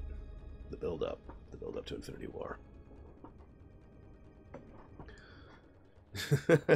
The Inhumans haven't been super well received so far, so we'll see about that. All right, let's talk about the Infinity War build-up. Now, let's talk about changing strategies and how that alters stories. This has happened a lot, and I mean a lot in real life. So, you've got an overarching story arc, and you want to build up to point B. You're going to build up from point A. So it's like, right? And that's your plan going forward. Well, stuff happens. Decisions change. People change their minds. And now it's like, okay, well, now we don't really want to do that. For those of you not aware, the original intent was basically a shot in the dark. They put out 2 movies very close to each other. I forget the exact time. It's like within a couple months, I think. They put out Incredible Hulk, and they put out Iron Man 1. Now, Incredible Hulk didn't actually sell that well. It sold well, but, you know, it wasn't a big deal. It didn't make waves. Iron Man 1 exploded the box office. It was a smash hit. So, Iron Man 1 was so successful that oh God, I can't think of his name. There's a specific person who's been pushing for movies and Marvel for years at this point, for really digging into making truly good Marvel comic book based movies, and the belief that they could do a new type of comic book movie. Now, if that sounds familiar, many people, myself included, agree that the idea that there's 3 types of comic book movies. You got the campy and terrible. That's the old stuff. Was it Kevin Feige? I think it is Kevin Feige. We got the old and the terrible. Then we've got the stuff around the original Spider-Man films and the original X-Men films. Now, they're not terrible, but in terms of tone, presentation, execution, the way they do the powers, the way they just everything about it is different. Like you compare X-Men 2, which is usually considered to be a good film, side by side with, like Iron Man 1, for example. There is a gulf of difference between the overall style and approach of these movies. Iron Man 1 really started that new approach to filmmaking for a comic book film. So it was successful, and they said, great, let's do more of this. Yeah, I've been sick since last Wednesday. Sorry. Sorry about my voice. I am getting better. Hopefully this will be my last day like this, because I got to stream tomorrow. So let's do more of this. So they started doing more, and the MCU basically was birthed. And here's the thing. Here's where we get into more out-of-character stuff. This is where I get back to what I was just talking about. The original intention was, okay, we're going to do this whole build-up to the Avengers. We want to do, a Captain America movie, an Iron Man movie. We want to do a Thor movie. We kind of already had the whole thing. We're going to build up to the Avengers. And that was pretty much the plan. Like, people only had vague chalkboard, whiteboard kind of ideas past that at that point. It was all about that lead in and build up to the Avengers. And if you pay attention, Iron Man 2, Captain America, and Thor all pretty succinctly lead into the Avengers. You could tell that they were doing it specifically to establish the Avengers. And then the Avengers came out, and this is important. The Avengers was unapologetic about its reliance on continuity. In other words, there are things in the Avengers that they don't explain for you. If you didn't see the previous movies, tough. And that was kind of an unusual thing for a film to do. Even television usually doesn't do that. Even television will rely on flashbacks or on as you knows or other exposition to try and cue you in on 3 episodes ago or whatever, right? I talked about this during Babylon 5 a lot. So it was very unusual for Avengers to do that. And yeah, Avengers is one of the best-selling films of all time, even accounting for inflation. I don't remember where it is on the list, but it sold like crazy, which was great for us. That was so good. It made all the money, as the meme went.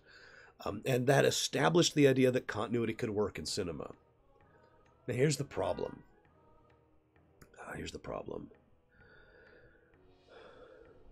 As the movies kept going, as we entered Act 2, or what the hell they call it, Phase 2 or whatever, a lot of the movies started branching out and trying to do more with it.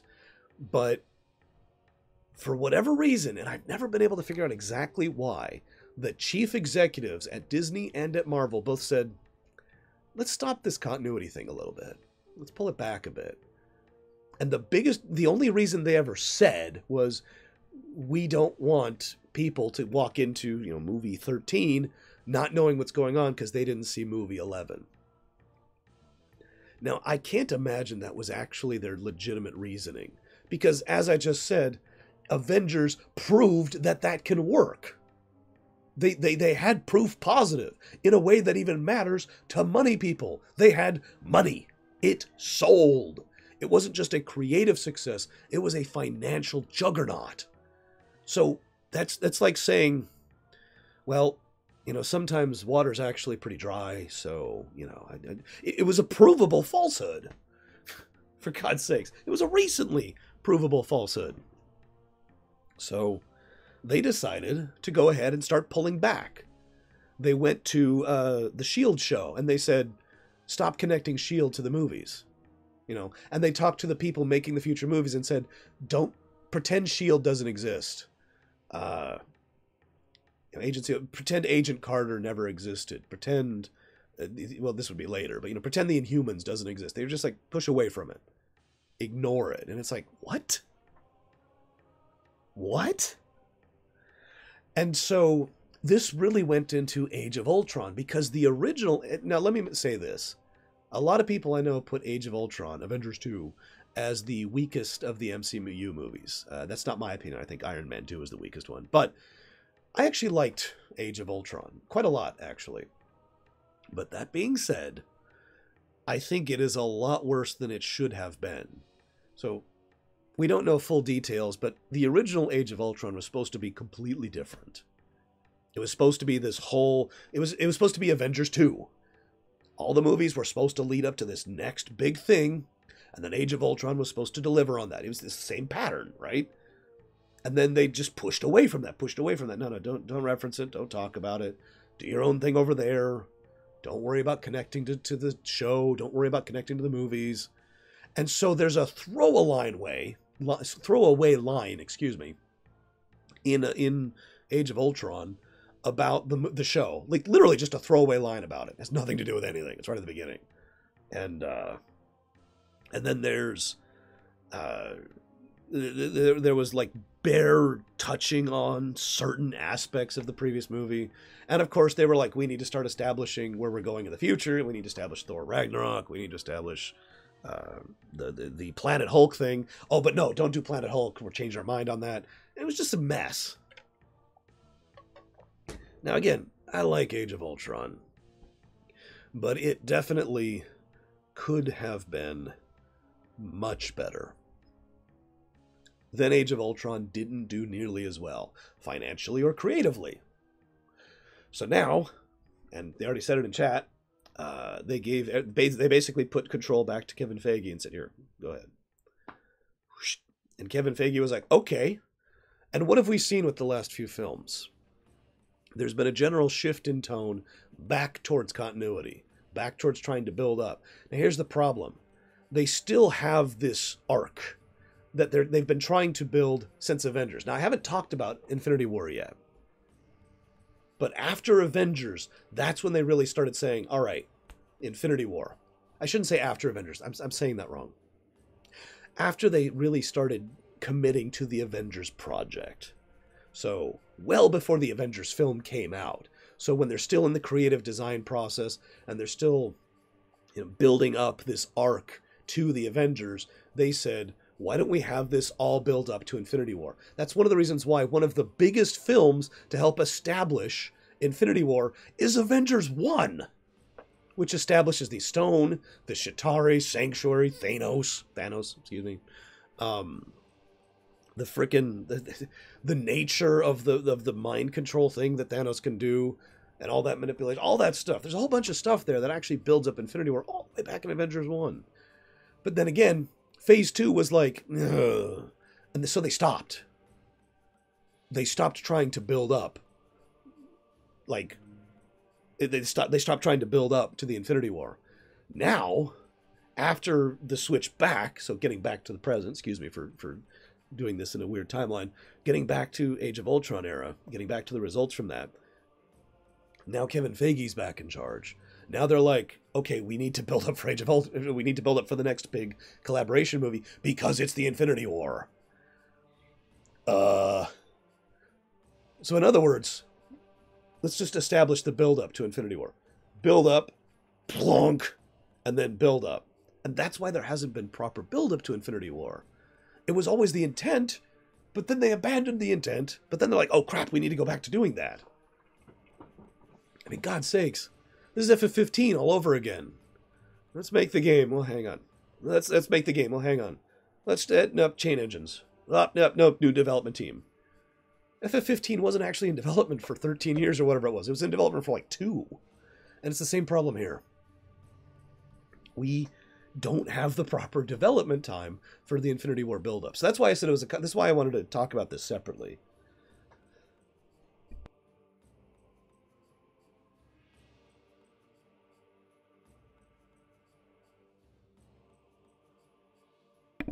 Excuse me, this is why I wanted to talk about this. In fear.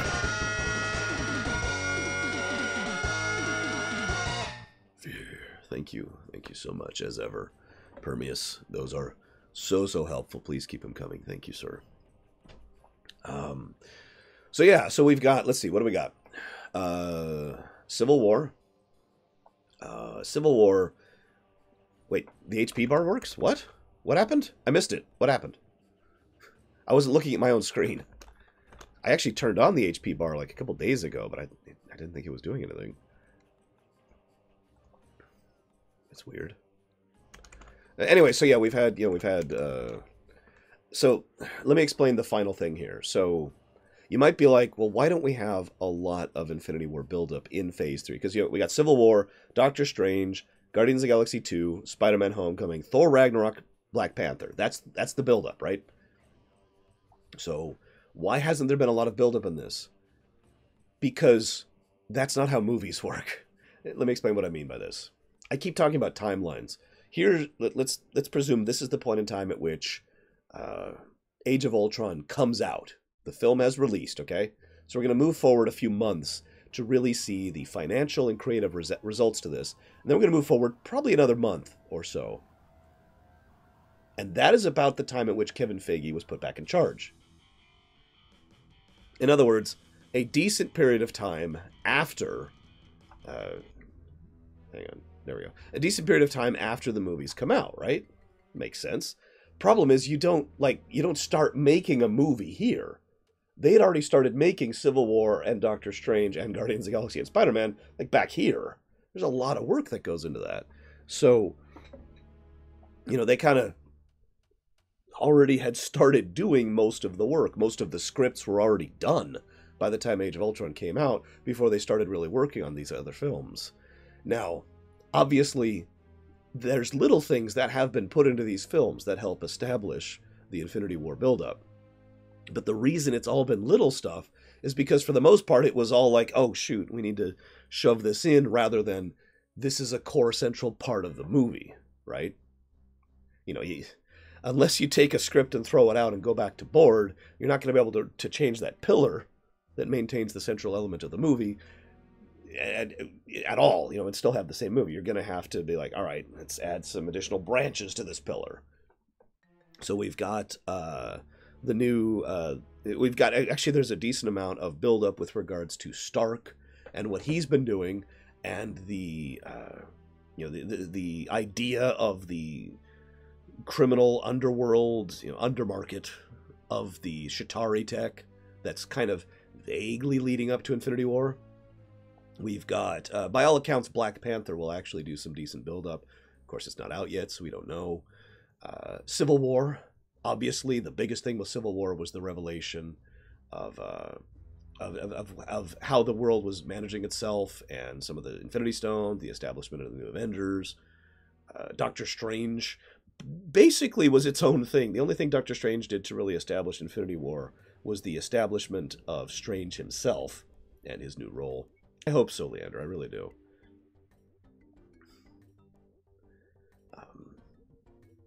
I guess that's it, actually, because Guardians of the Galaxy 2 didn't do a lot. Guardians of the Galaxy 1 actually did way more to establish Infinity War than Guardians of the Galaxy 2 did. And Stone, you're right, there was the Stone as well. Forgive me, forgot about that. There's also the Stone. In Doctor Strange.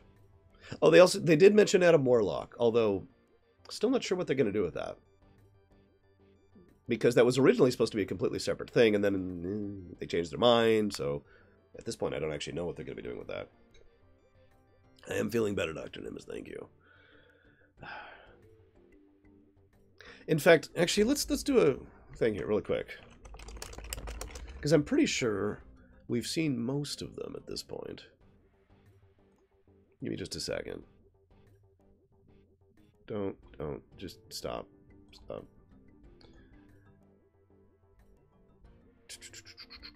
Come on. Obviously, the stone we know the most about is the damn cube, which we saw again in this movie, by the way, in Thor. Okay, so yeah, space. That's the space stone, the Tesseract thing. That's been all over the place. That was in Captain America. That was in Thor. That was in this film. It's all over the place. So Tesseract, duh. We do have the Mind Stone. That was the one that was given to the Scepter of Loki. By all accounts, that was planned for, by the way. So we've got the Reality Stone. That was the one in Thor 2, pretty much the only relevance Thor 2 had to the setting as a whole. We've got the Power Stone. That is now currently in the Nova Corps vault, by which I mean it's probably in Thanos' hands, and Nova Corps is probably a giant wasteland right now. We've got the Time Stone. That's the one Strange has control over. And that's it.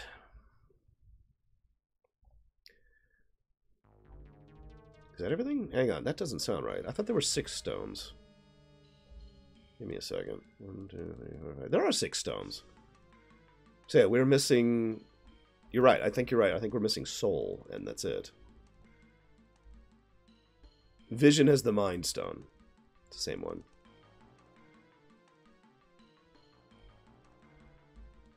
Double checking here.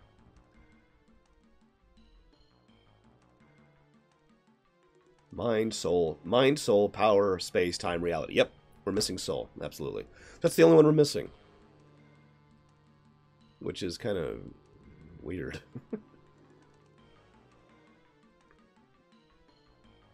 You think about it.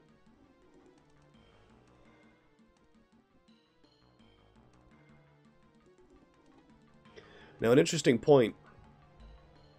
We don't know a lot about the Wakanda. In fact, we know almost nothing about the Wakanda. We know they are highly technologically advanced and a segregate society, and that's about it. Yes, the Time Stone was an Infinity Stone. The one in Doctor Strange was an Infinity Stone. They call it that, I think, once, but it is made fairly clear.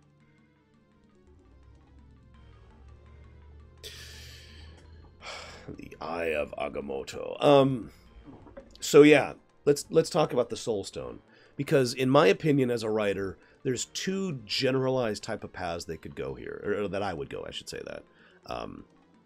First of all, Black Panther, obvious answer, right? I can't remember his name. The villain from the Black Panther movie might be trying to use the Soul Stone for whatever purpose, which could, of course I'll be watching Black Panther, which could, of course, be bringing attention down in a bad way, maybe leading into, in a more direct manner, leading into Infinity War. You know, that'd be nice. I don't know. The second option is have Thanos not actually have the last stone. Have Thanos not get the final stone in Infinity War 1. Remember, we got 2 Infinity War movies. Maybe end Infinity War 1 with him getting a hold of the final stone or something along those lines. You know, I don't know. But the point being, don't have him start off having all of them. In fact, it'll be interesting to see, because as of right now, keeping in mind we don't know what's going to happen after Thanos' ship approaches the Thor ship. So, Space Stone is in Loki's possession, almost guaranteed. The Mind Stone is in Vision's possession. The Reality Stone is, the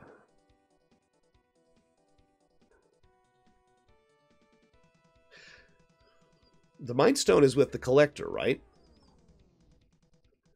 Yes. The Mind Stone is last we knew, so this is a little bit ago, with the Collector. The Power Stone with the Nova Corps. The Time Stone is with Strange. And that's all of them. That's all the ones we know about. Yeah, I wanted to say the Collector, but then I thought, did we see it after that? But no. Now, again, we know Thanos has been rampaging. We know he's been causing a lot of death and destruction and trying to get these. Yes, I did, Dr. Nimbus. Hell, I even saw it yesterday during the Thor movie. So, of these, I would say it's very likely that Thanos currently has access to the Reality Stone, that's the Aether, the Power Stone, the one with the Nova, and probably the Space Stone, the Tesseract. Statistically speaking, it's likely Thanos has obtained those 3. Yes, I did, Dr. Nimbus. Now, obviously, he doesn't have the Mind Stone. That's still in Vision. Obviously, he doesn't have the Time Stone. That's still with Strange. But, those 2 are probably going to be a lot of his focus in the first film, I would imagine, since those are currently in our hands, so to speak.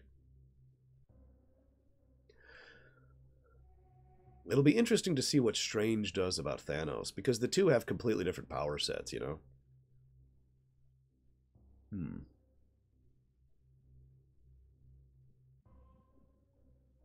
Yeah, let me see if I can find this teaser really quick.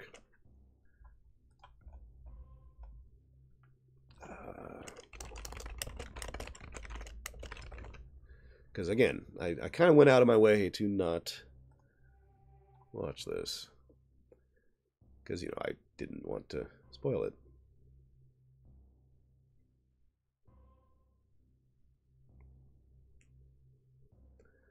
I can tell you about what? What, Dr. Nimbus? What?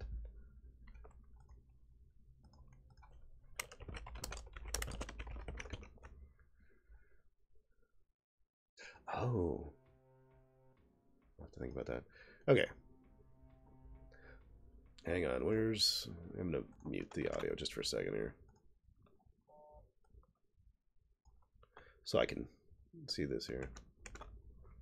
It was good, Dr. Nimbus. I didn't like the music, but that doesn't surprise me, because it had lyrics in it.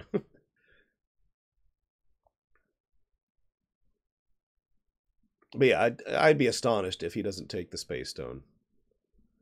So, okay, we see the Guardians of the Galaxy. God, there's a lot of people talking. Holy crap. We see the Guardians of the Galaxy. They're like, oh my god, what's that? And Thor smashes into the ship.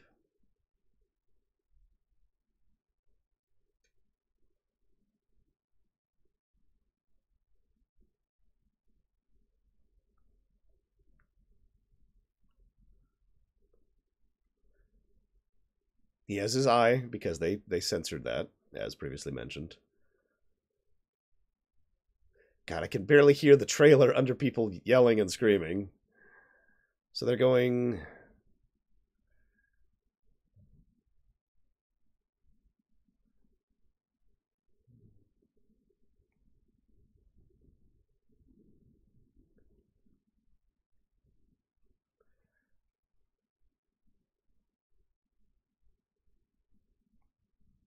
There's Spidey.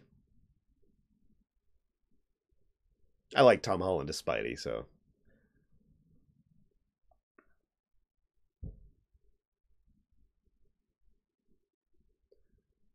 And all of a sudden we're watching Transformers.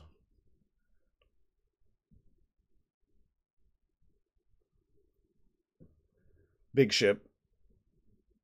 Smashes into the planet.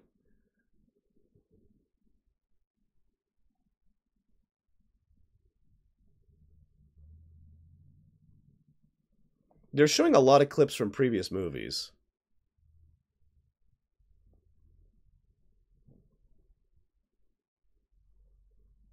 Like, a lot of this is just clips from previous movies being put together to create context.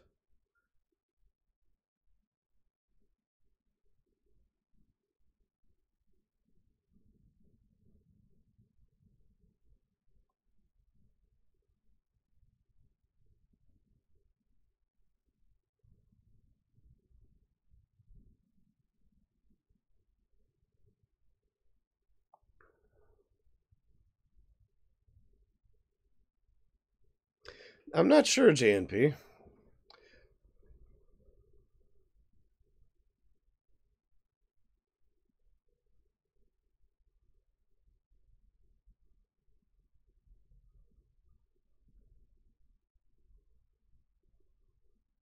Yeah, go ahead and link me. We'll see if it's different than the one I'm looking at.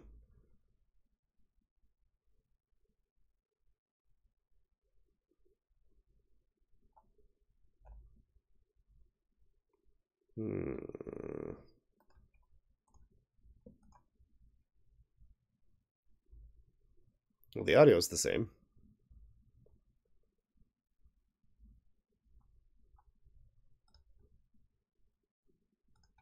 See if I can just grab this.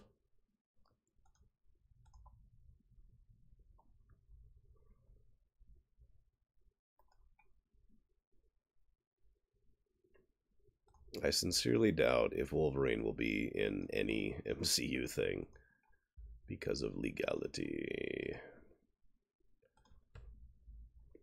Oh yeah, shoot, I actually can't show it to you because they're pulling everything off of YouTube for this. So I'm sorry, I can't actually show it to you guys. My bad. I'm an idiot. I should have realized that the moment I did that. So, gonna keep it muted for the reason I was already doing. Sorry.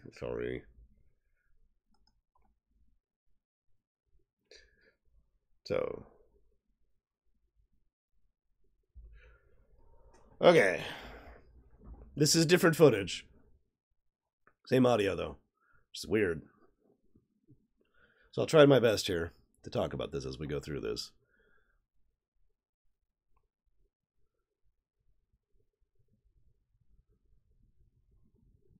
So yeah, here they are, flying through a debris field. And there's Thor. Well, I really hope that the Asgardians didn't just all get wiped out.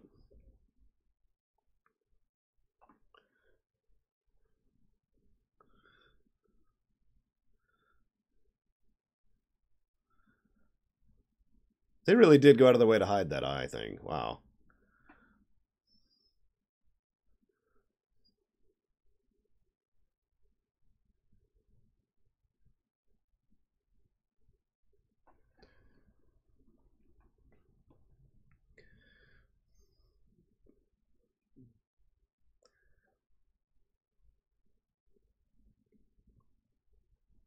There's Loki with the Tesseract. There's Tom Holland. He's actually there for real this time.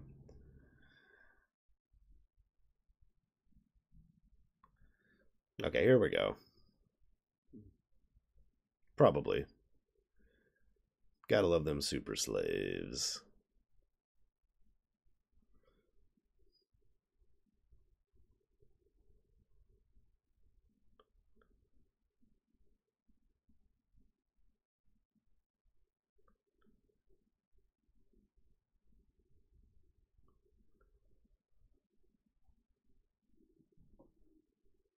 Oh, dude. Thanos looks really cool. I'm actually surprised. He looks more hulky than I would expect, really. There's Spider-Man. There's Black Panther. Vision, who was missing the gem, of course. God, get out of the way. There's one person who keeps putting their head in the frickin' way here.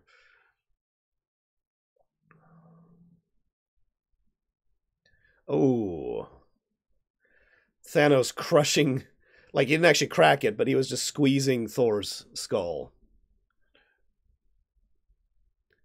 Oh, hang on. I want to say that again. There's a scene here where Thanos is beating the crap out of Iron Man, and he had one gem in the hand when he did it, the blue one.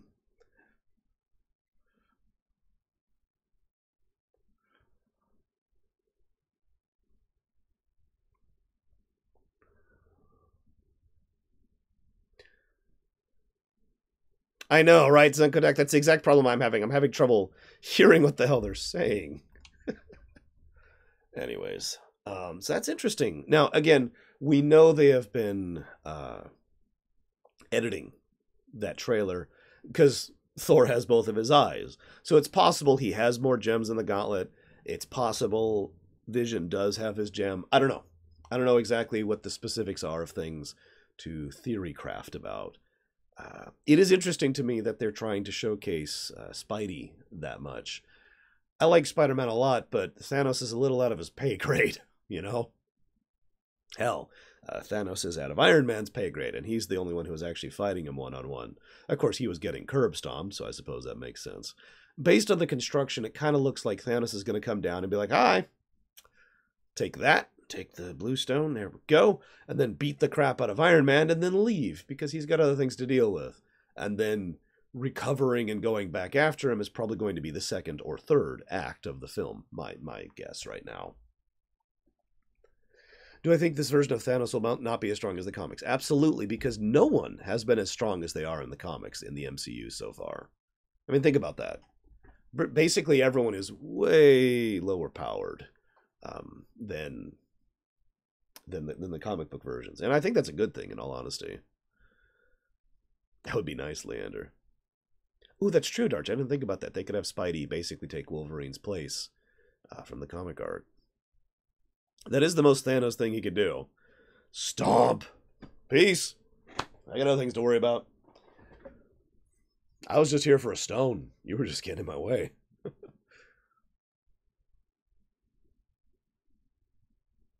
So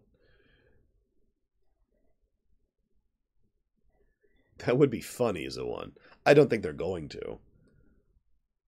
But it would be funny. Yeah, so Thanos killing someone is pretty likely. Statistically speaking, at this point, I'd say Stark would be the best and most likely answer.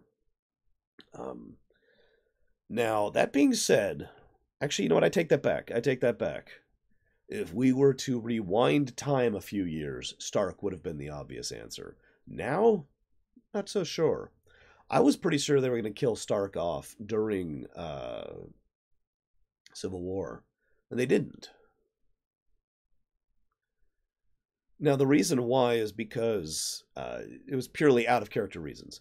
It was because of the fact that Robert Downey Jr. is really expensive. Like, really, really expensive. And he has been getting more and more expensive over time. And so they were if you remember, they were trying to push him out of the movies. However, that is no longer really true. Once Mr. Feige came in charge again, once they started phase 3, they were like, oh, no, we're going to bring him back in, and just dropped the money on him. It's one of the reasons why Tony Stark had such a strong and relevant role in Spider-Man Homecoming. Because they were like, no, we need to bring him back in. So at this point, I think it's actually not quite as likely as it would have been to kill off him.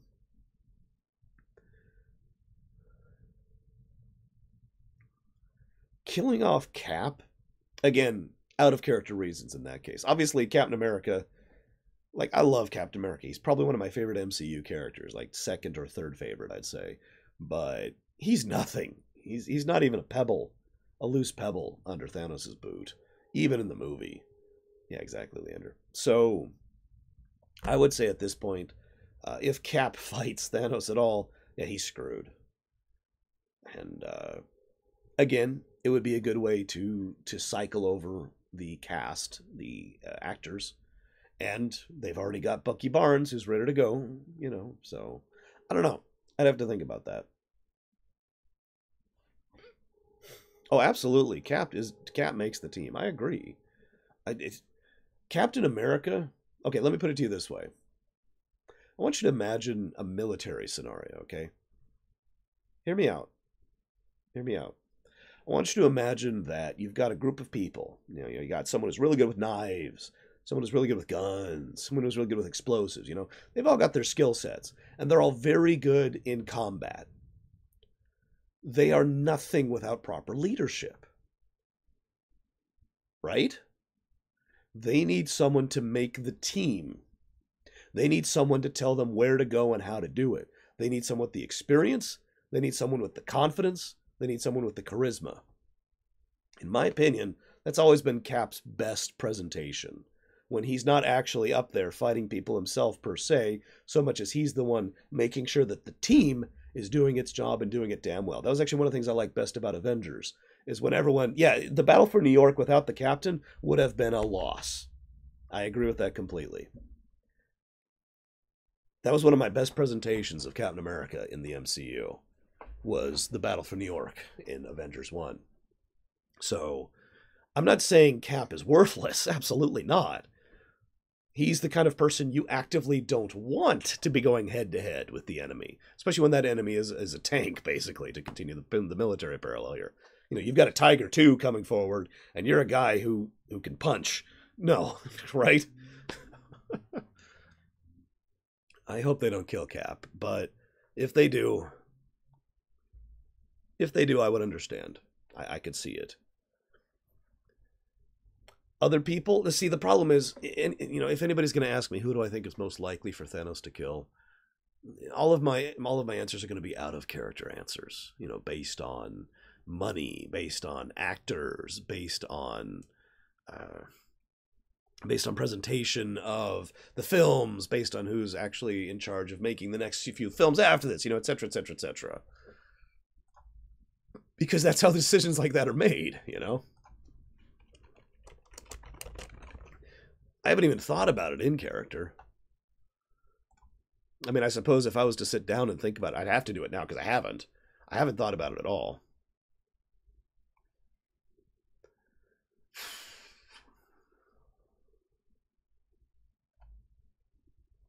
Who would I kill? No, they've already started working on stuff after Infinity War. Although we don't know specifics at all. Sadly, from an out-of-character perspective, Hulk is the most likely choice, now that I'm thinking about that. Not because, and no, they're not going to. We know this. We know this because we've already confirmed he's going to have a story arc in the next two Avengers, Infinity War films. So if anything, Hulk would only die in Infinity War 2. That's still possible, it's worth noting. But killing him off, unfortunately, makes sense because they can't use him. Because they keep trying to use Ruffalo and they keep trying to use Hulk, and they're basically struggling to do it at all, you know? It's a goddamn suck, but it's true, you know? Anyways, God, who would I kill off? I'm not even sure.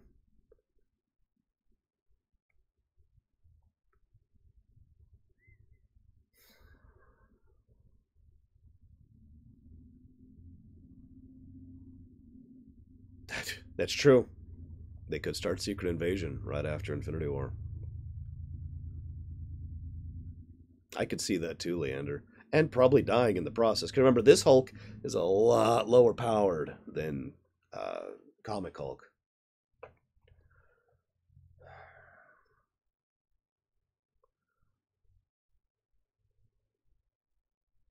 No, I wouldn't kill Star-Lord. I'm thinking. Give me a minute to think about this.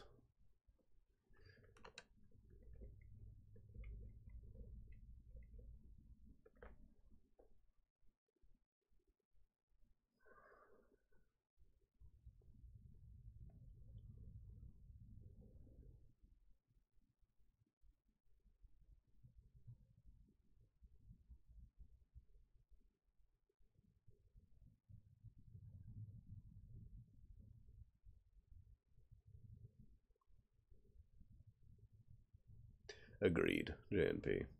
I'm not sure who I'd kill. If I had to. If someone went down and said creatively, you know, ignore out of character, ignore future franchises, who do you kill off? I'm not sure who I would. That's actually a really tough question. Because most characters I would think about, I can see more story for them. You know, I don't want to cut off their story.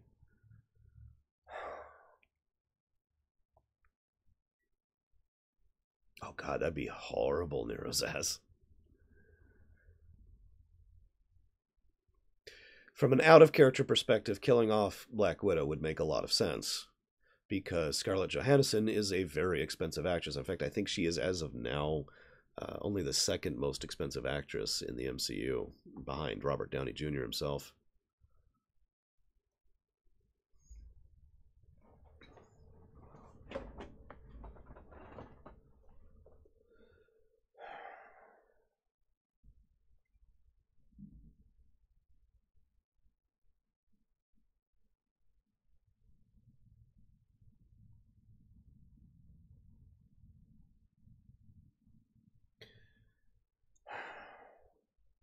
You know what? I know what I'd do. I know what I'd do. I wouldn't kill anyone. One of the things that I find myself do as a writer every now and again is I struggle against the idea of artificial significance. And let me explain what I mean by that. One of the... I mean, there's a reason we're all talking about killing, right? It's because one of the best ways to establish that a situation is real and serious is by killing off a character. It's one of the reasons so many works of fiction do that, right? However, most fiction... Oh, God.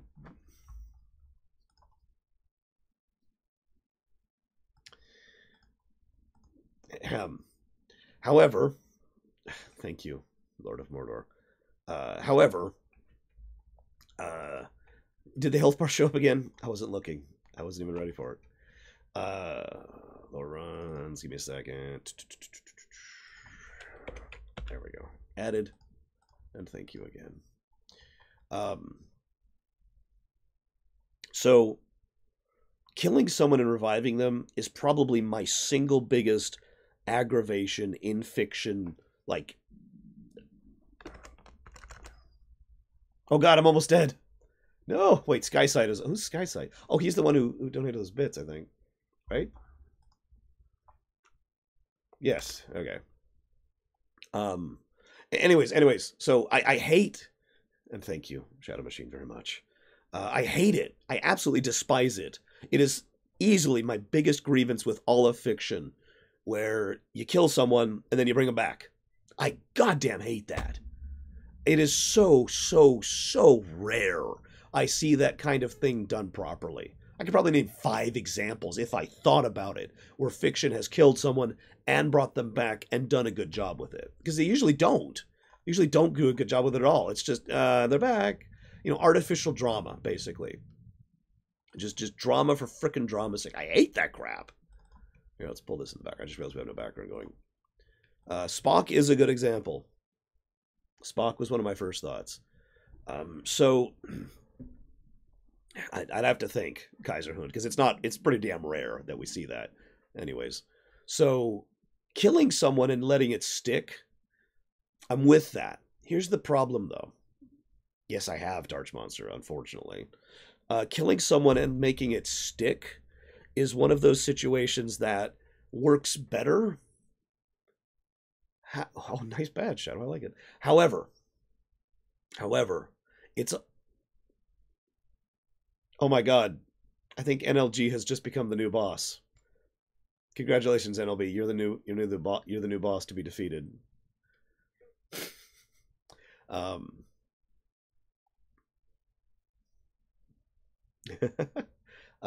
I'm losing my train of thought. It's so hard to think right now. I feel like crap. As much as it is better to kill someone off and walk away from it, it's still kind of a little bit too expected. It's basically the easy way to make consequences happen, right? Like I'm not saying it's necessarily bad, but it is easy from a writing perspective. I need to establish that this character is evil, or that this situation is serious, or that, you know, things have just gotten real, so I'm going to kill someone off. And when you start doing that too much, it causes fatigue, right? Or it becomes too expected. And, if I could be blunt, I think too many writers think that's the only way to establish that kind of tone. And I don't agree with that. Yeah, the Phil Coulson, that's a great way to put that, the Phil Coulson is like, I don't agree with that. I think there is so much you can do to show that the situation has gotten serious, to hurt the heroes rather than kill them, to cause a permanent, significant impact without having to kill someone and still show that the situation is serious. And I've got proof for that because the movie we're talking about today did that. They didn't kill Thor. Oh, I'm sorry. I have the despot muted. I'm so sorry. It's been playing. I had it muted because the earlier thing. I'm sorry. But anyways, they did it in Thor Ragnarok. They did that. The destruction of the hammer. Right? You don't need to kill Thor to establish that Hela is powerful or that things have gotten real.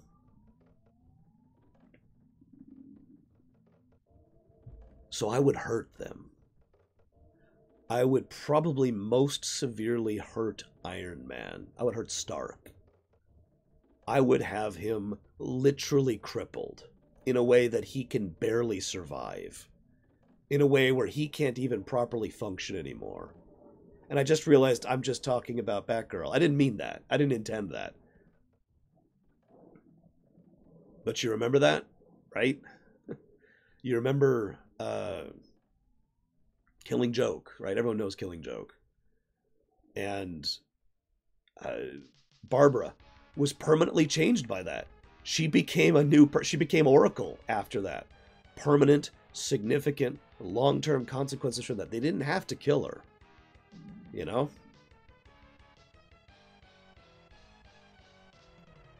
Messed up arc, by the way. I don't actually like the Killing Joke that much. I know that puts me in the minority. I do not like Killing Joke. But yeah, what Leander's saying is what I'm thinking. make him basically need the suit to survive, rather than being Tony Stark. Because wouldn't that be so appropriate for the egotistical man of the world, the guy who actually prefers to walk around in a suit and tie rather than the armor, right? Like, that's been a big part of his character for actually arguably since Iron Man 1, but especially since Iron Man 3. You know, the guy who wants to walk around as a person. He gets in the suit when he has to. He can't do that anymore. He can't be the playboy anymore. He can't be the rich guy who wanders around ordering a new martini. Can't do that anymore. All of that taken away from him. You know? The Iron Tomb. Think about it.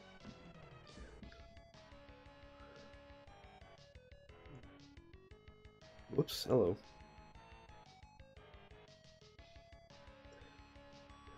So, you know, that's where I'd go with that. Something like that. Oh yeah, I love the idea of Thanos literally calling it the Iron Tomb. You know, you love this so much. Let's make sure you stay in this. You know. And even if he just has the blue stone, he could still do that. Yeah, you could, Darch. That's true. Or you could hire him as a voice actor if you had to. But anyways, so that's my thoughts. That's sorry for taking like 20 minutes to answer your questions. That's what I do. Hang on, I need to respond to Lore Mum because Lore Mum is talking to me. Well, I hope you enjoy dinner tomorrow. Period. I mean, I hope you enjoy dinner today as well. Period. Also, is this a holiday? Question mark. I don't keep track of that well. Period. She's going to another birthday dinner tomorrow.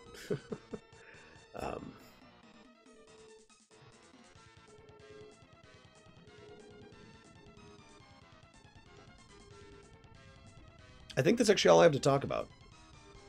Oh, this Friday is a holiday? What's the holiday? I don't keep track. I don't know. I know Halloween, because that's relevant. No birthdays. Ah, it's Veterans Day. Okay. So yeah, I think that's all I have to say. God, I've been talking for like 2.5 hours here. I hope you've enjoyed my discussion in Thor Ragnarok. Hopefully my voice will be a little bit better before tomorrow. I was hoping my voice would be better today, but whatever, I suppose. Anyway, so tomorrow we'll be streaming a premiere run of Sonic Forces. Yay. And I hope to see you guys there.